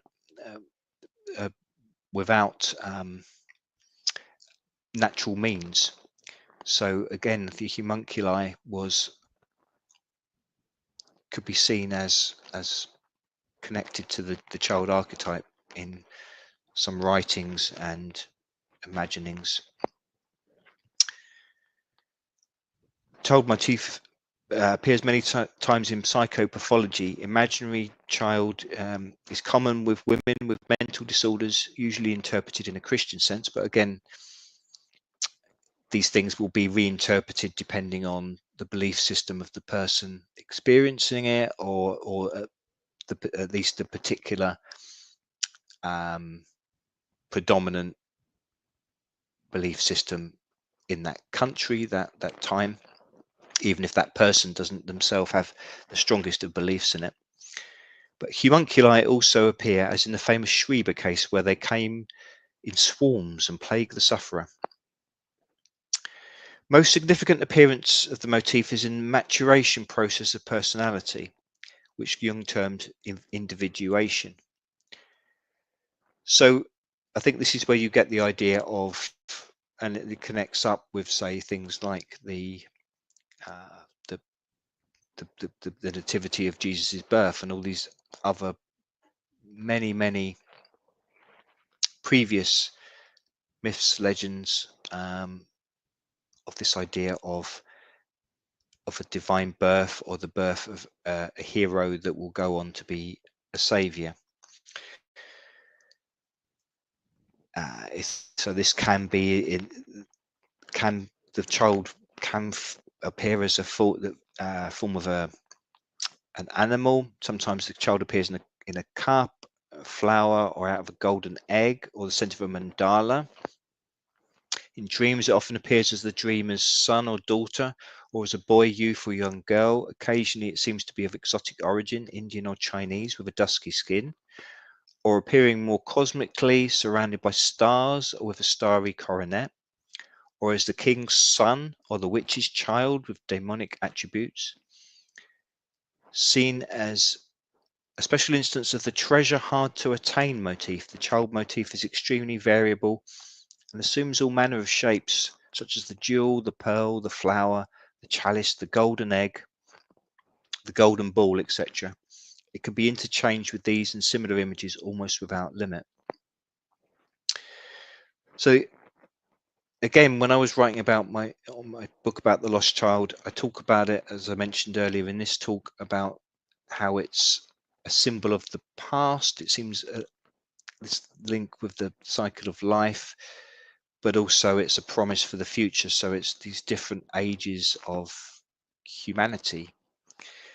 So the archetype of the child, according to Jung as well, was a link with the past.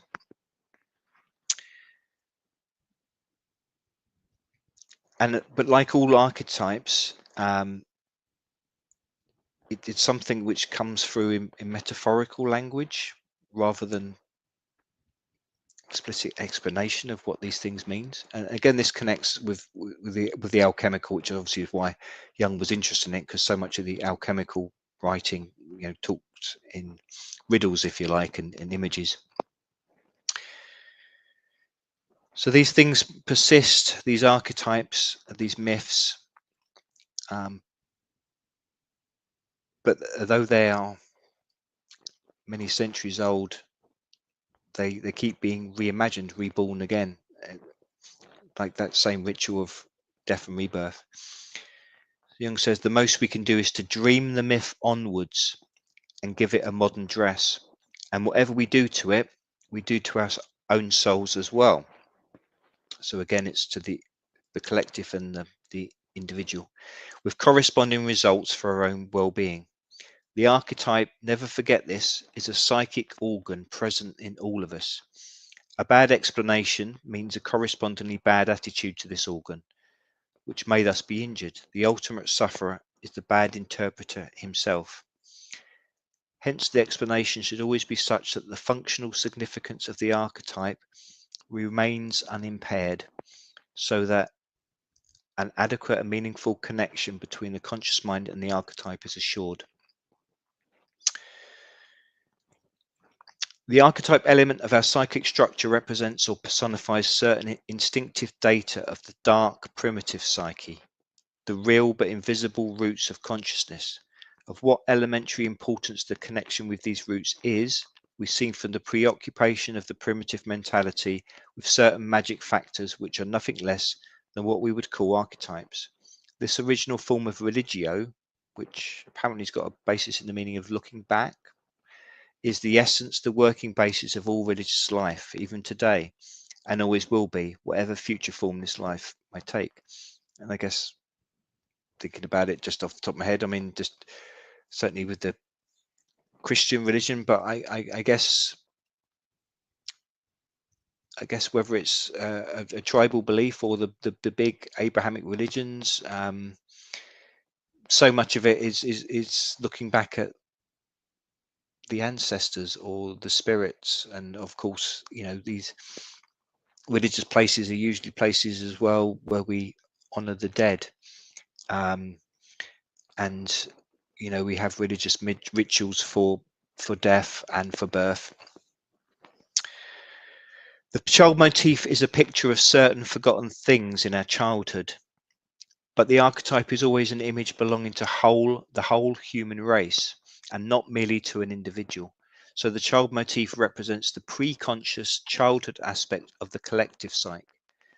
So it's the childhood of the human race, not just our own childhood that we are connecting to. So that's such a crucial difference with Freud, of course, where it's all about us. So again, I guess that appeals the Freudian to the where we get to now with the sort of woke culture, and it's like it's little me, and it's all connecting. It's all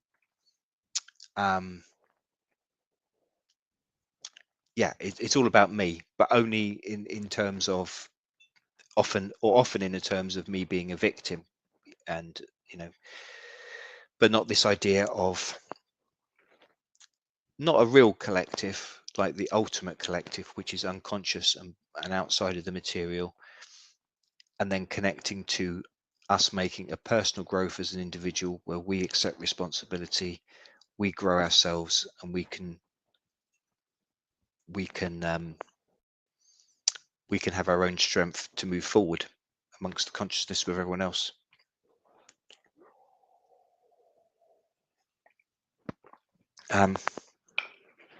Thank you, Johnny. Sorry, I missed you going there, mate. But you can hear my thanks when you tune in again later.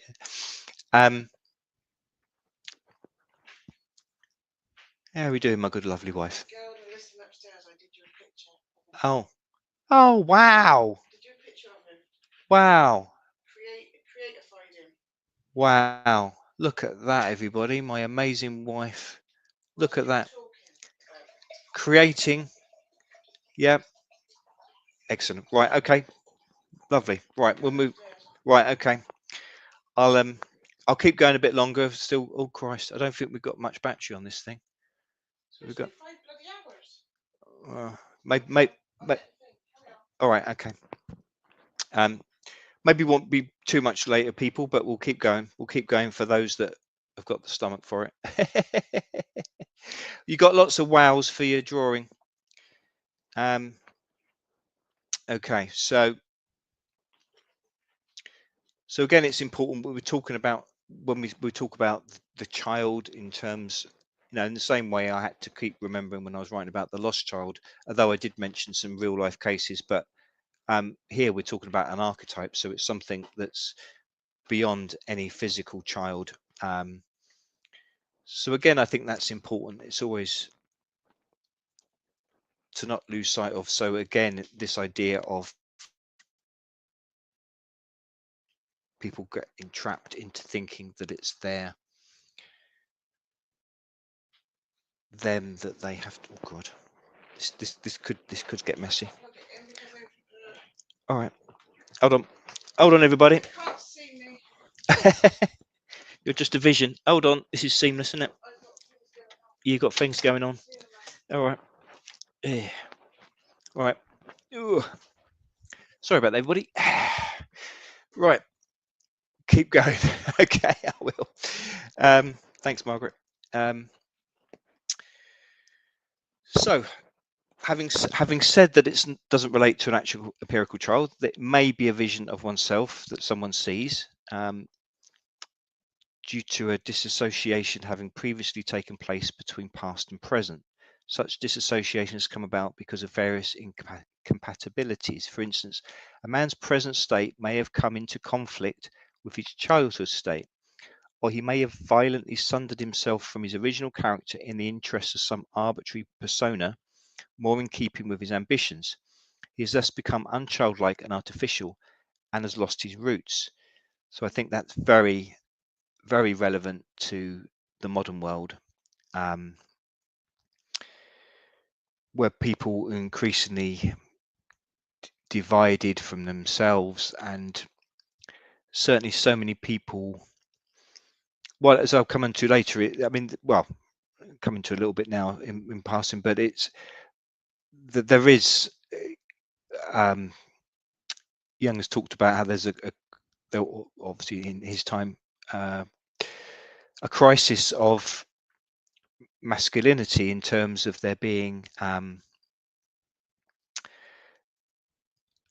what was the word, is like an immaturity, I suppose you can call it, but this not fully developed into manhood.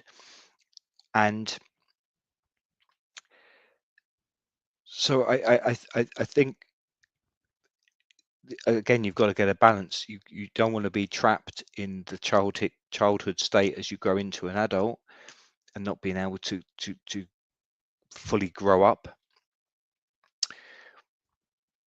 But at the same time, there will be aspects of your child self which you do need to at least keep a memory of, to perhaps remind yourself of certain things which are important. So you need that, a youthful aspect of life, to sort of look into things differently, explore things anew.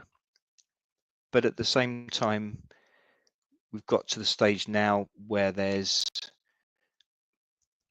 a privileging of the young over the old.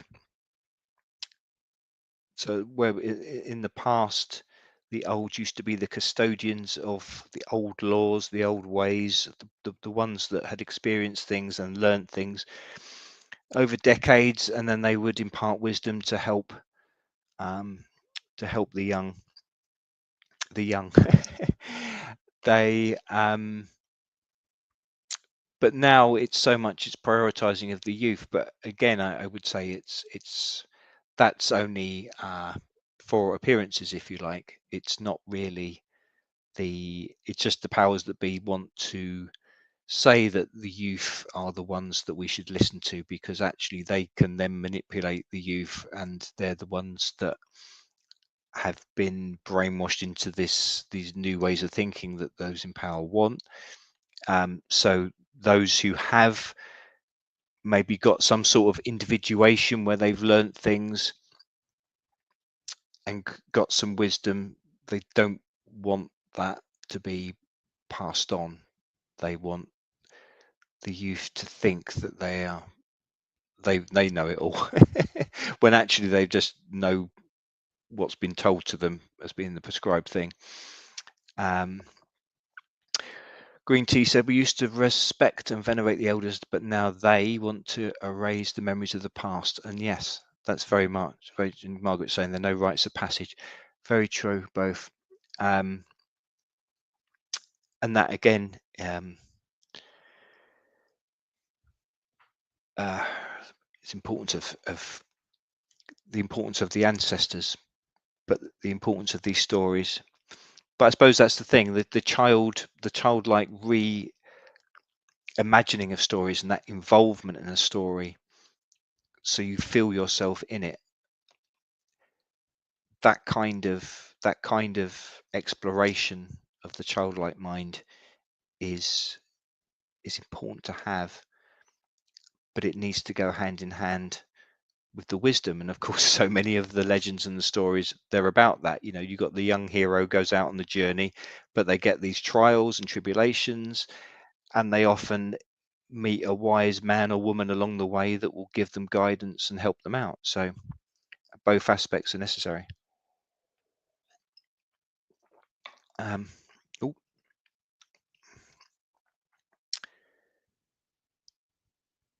so humanity also comes into conflict with its childhood conditions, that is, with its original unconscious and instinctive state, and that the danger of the kind of conflict which induces the vision of the child actually exists. Religious observances, i.e., the retelling and ritual repetition of the mythical event, consequently serve the purpose of bringing the image of childhood and everything connected with it again and again before the eyes of the conscious mind, so that the link with the original condition may not be broken. So yeah, on a society level, we're, again, the reasons for us importance of connecting with these ancient science, ancient knowledge, but also have reappraising it, because we know so much, of course, of our history as well has been rewritten and packaged and given to us in, again, ways that have been manipulated. So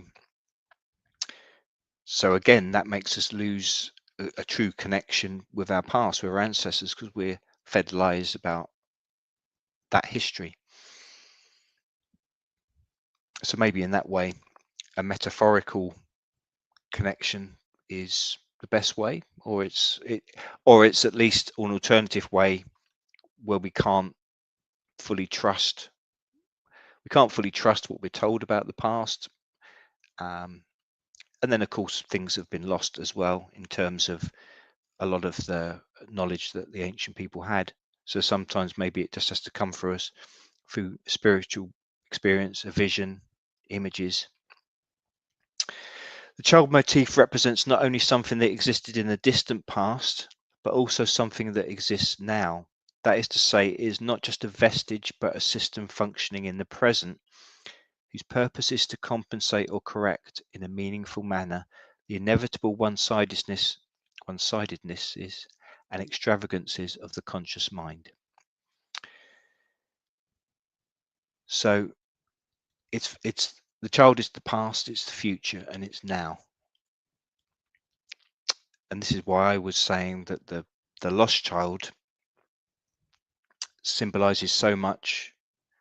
It's like a symptom, but also, I think, something that's deliberately created, as we know, by those in power, to make this disruption, to make this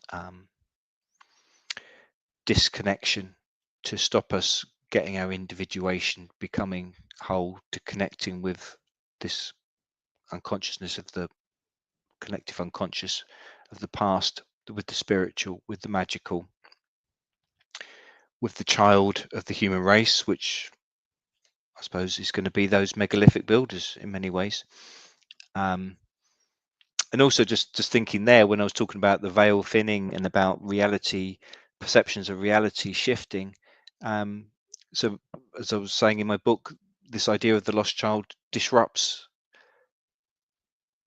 the notions of time. So, and it also connects with language. So it's disrupting the building blocks of everything that constructs our reality. So in that way, it's also maybe a part of this disruption, so that we are becoming more fluid and spiritual in our essence, or that part of us is becoming more of a lived experience within the material, not separate from it. One of the essential features of the child motif is its futurity. The child is the potential future, as I said previously. Hence, the occurrence of the child motif in the psychology of the individual signifies as a rule an anticipation of future developments, even though at first sight it may seem like a retrospective configuration. Life is a flux, a flowing into the future and not a stoppage or a backwash. It is therefore not surprising that so many of the mythological saviours are child gods. This agrees exactly with our experience of the psychology of the individual, which shows that the child paves the way for a future change of personality. In the individuation process, it anticipates the figure that comes from the synthesis of conscious and unconscious elements in the personality. It's therefore a symbol which unites the opposites, a mediator, bringer of healing, that is, one who makes whole. That nicely encapsulates what I've been saying, really. And quite often, the child motif, Jung is saying, can be expressed by roundness, circle, sphere. So that's an interesting idea. Again, a universal symbol, of course, the circle for this wholeness, and everything being together.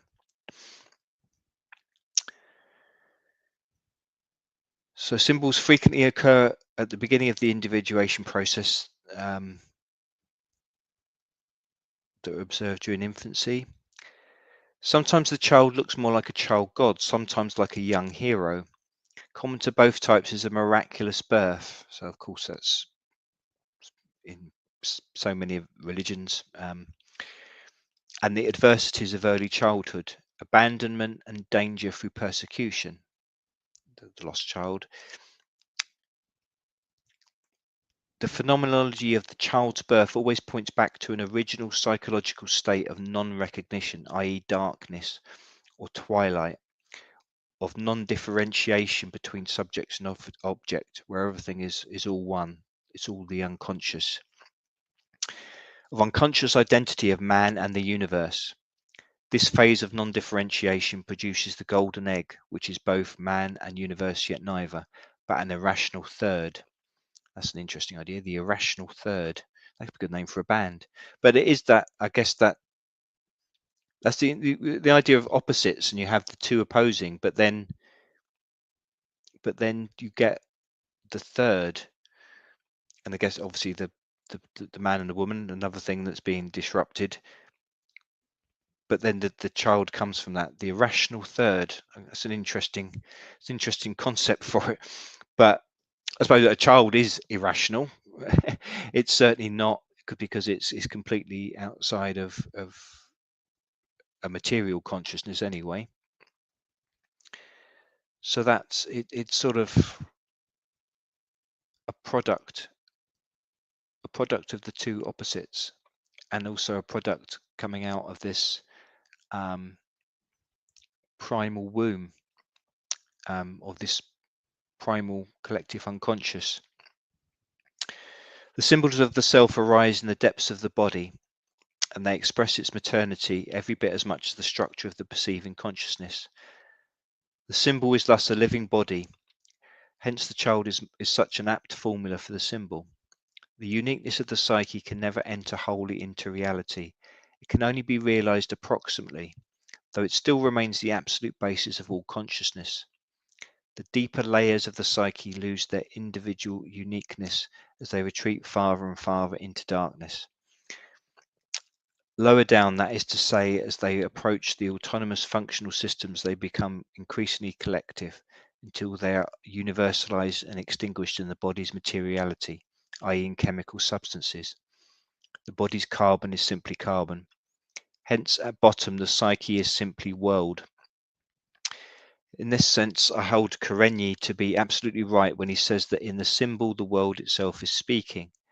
The more archaic and deeper that is, the more physiological the symbol is, the more collective and universal, the more material it is. The more abstract, differentiated and specific it is, and the more its nature approximates to conscious uniqueness and individuality, the more it's lost of its universal character. Having finally attained full consciousness, it runs the risk of becoming a mere allegory, which nowhere oversteps the bounds of conscious comprehension, and is then exposed to all sorts of attempts at rationalistic and therefore inadequate explanation. That to me thinks again of Blake, where he talks of spiritual imagination and how that becomes codified by the priesthood, and then they become laws that then entrap people or tell people what to do. And so again, it's the need to have that if you like, a creative interaction with the symbol. But it's very much in the sense in that passage that it's about the material world. I think this goes back to Whisperoon's quote from Jung earlier about it when it's not in the individual psyche, it comes out in the world. And so again, there's this complete connection between the material world and the spiritual unconscious world, and the symbol, or if you like, a physical object that might become a symbol. It's often got more of a psychic. It may have more of a psychic reality than it has a physical reality.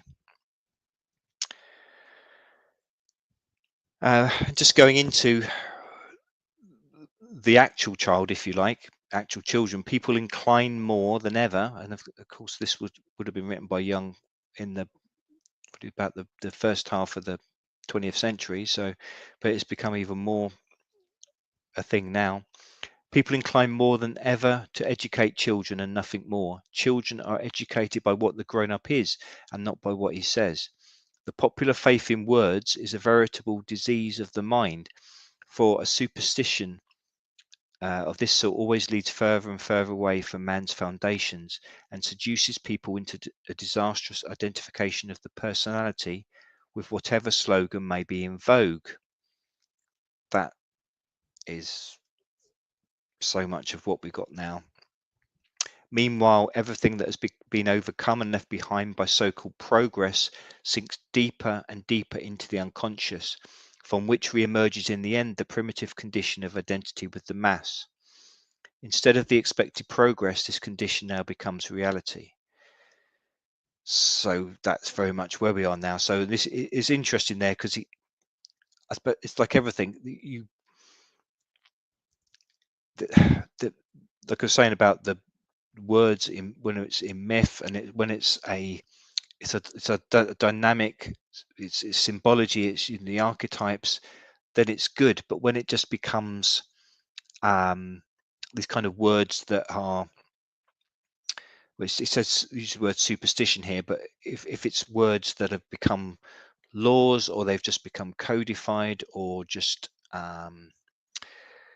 like stereotypes, or they've lost their energy, and then people they become more malleable to the use of words for deception, which we know that those in power use. So I don't think it's an accident that there's dumbing down now in the education system and everything else, and I'm sure many people watching would agree with me. And then that becomes much more likely then the individuals, the children that are growing up, to then identify with, in the words here, whatever slogan may be in vogue. And then that's exactly it, as I was mentioning before, about the prioritizing of the youth over the old. But when it's the youth who maybe think that they're coming up with new ideas, but in actual fact they've just been educated into a certain way of thinking which has been given to them. And they're being denied their real opportunity to really learn as part of an experiential journey in metaphor, which they're engaging with the archetypes. Yeah, it's thank you for joining us, Margaret. I know you're a psychologist yourself, so you probably should be taken to talk rather than me, but there's it's just fascinating in my little layman's way to look through these things and just draw it into some of the talks that I'm doing. I mean, I sort of knew that I knew enough about Jung to know that these would be connecting in with other things that we talked about, but there's certainly a continuum that we've got through our talks.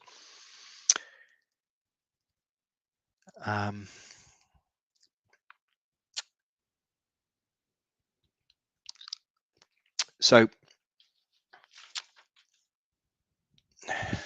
right, sorry, just not gathering myself in a moment. So there is this idea of the child, which is connected to ideas of a life after death, this idea of rebirth.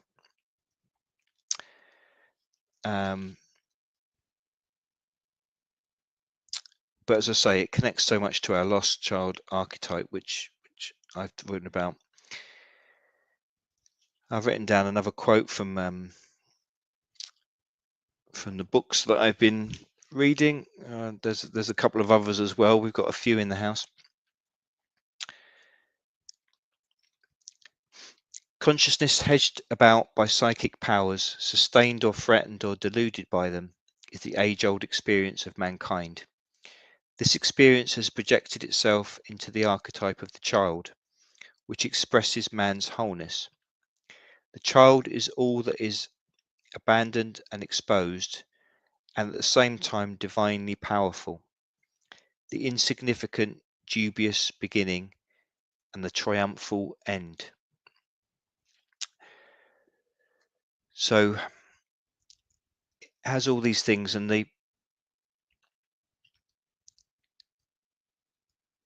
think so. There's the negative aspect of that is where, and again, this will go into the education and just in general the way society is. That, as I say, there will often be this trap where the consciousness of people can't grow out of it, and that's where you get these dilemmas where, if you like, there's a crisis. I mean, I think it'll be happening on the female side as well, but in terms of masculinity, there's so much where people are trapped in. I mean, there's one type where there's the idea of the divine child. So people go into adulthood and they retain this idea that they've somehow got privileged, or they're quite special and entitled. But at the same time, this goes in hand with the vulnerable child, where they're also weak, and so they feel that they're a victim. So you've got a double whammy there of feeling that they are special, but at the same time they're unable to do things for themselves or get themselves out of a situation or develop their life, and that's because they're vulnerable and they've been somehow harmed, and that's the fault of someone else or something else. So yeah, going back to Freud. Freud? No, not talking about Freud. We're talking about Jung.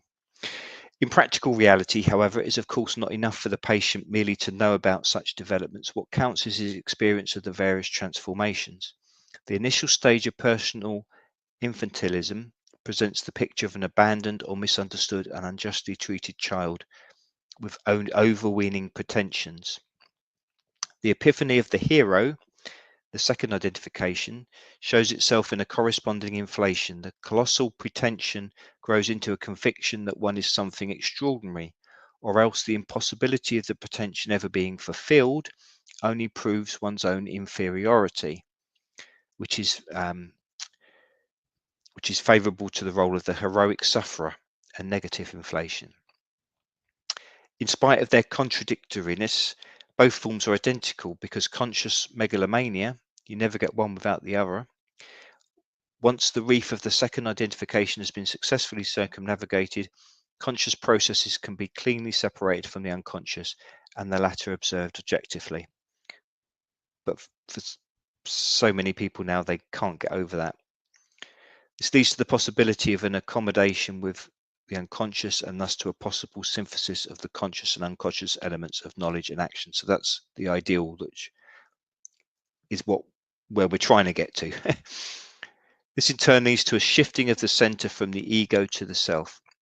In this psychological framework, the motifs of abandonment, invincibility, hermaphrodism, and beginning and end take their place as distinct categories of experience and understanding.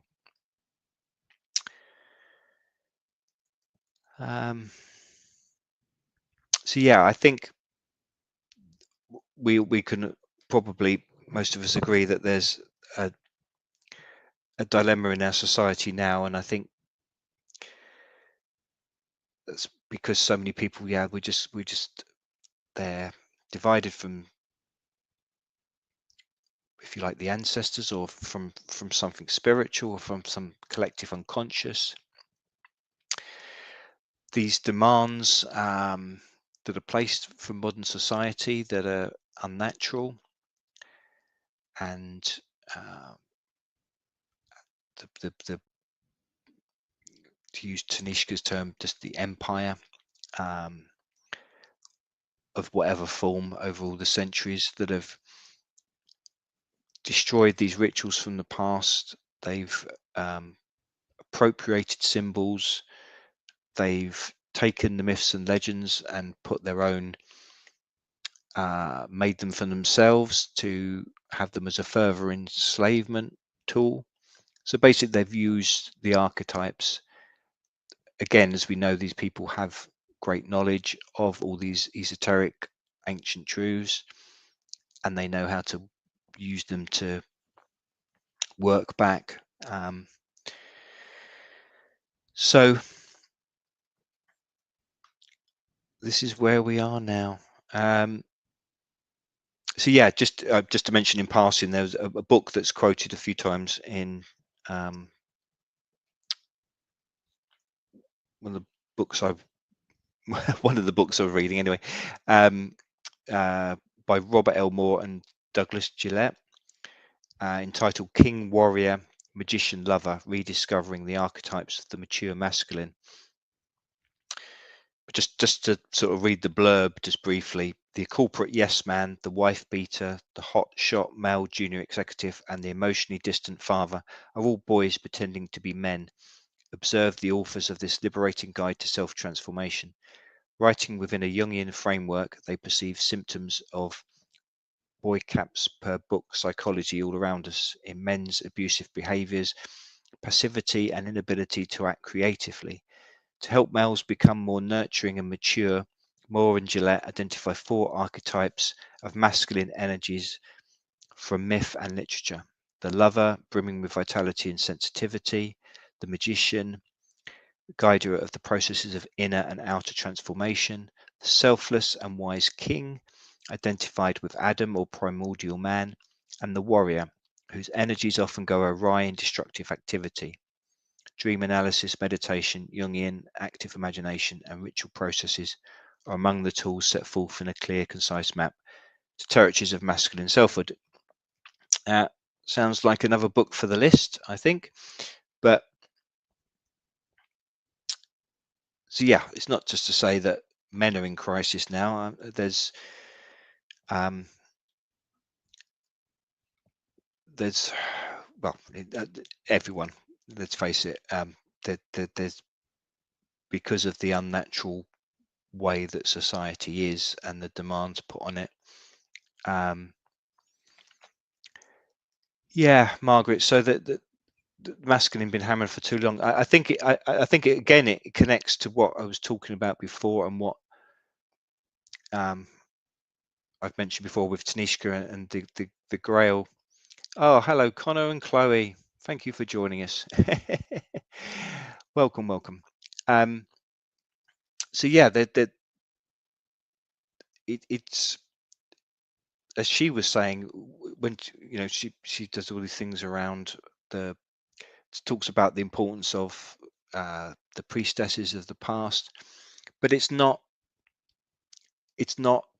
to say anything about the females being dominant over the men. It was all about that there was different knowledge because women had an intrinsic, or women have an intrinsic connection to the natural cycles, and the priestesses could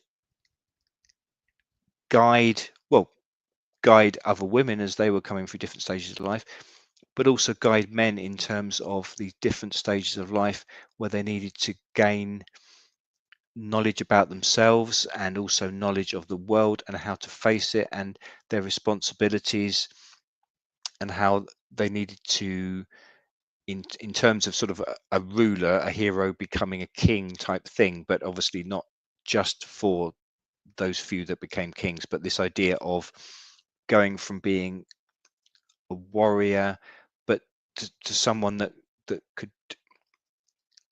act with with honor and justly, so as a warrior for truth and justice, if you like, or to defend the weak. But it was all about having and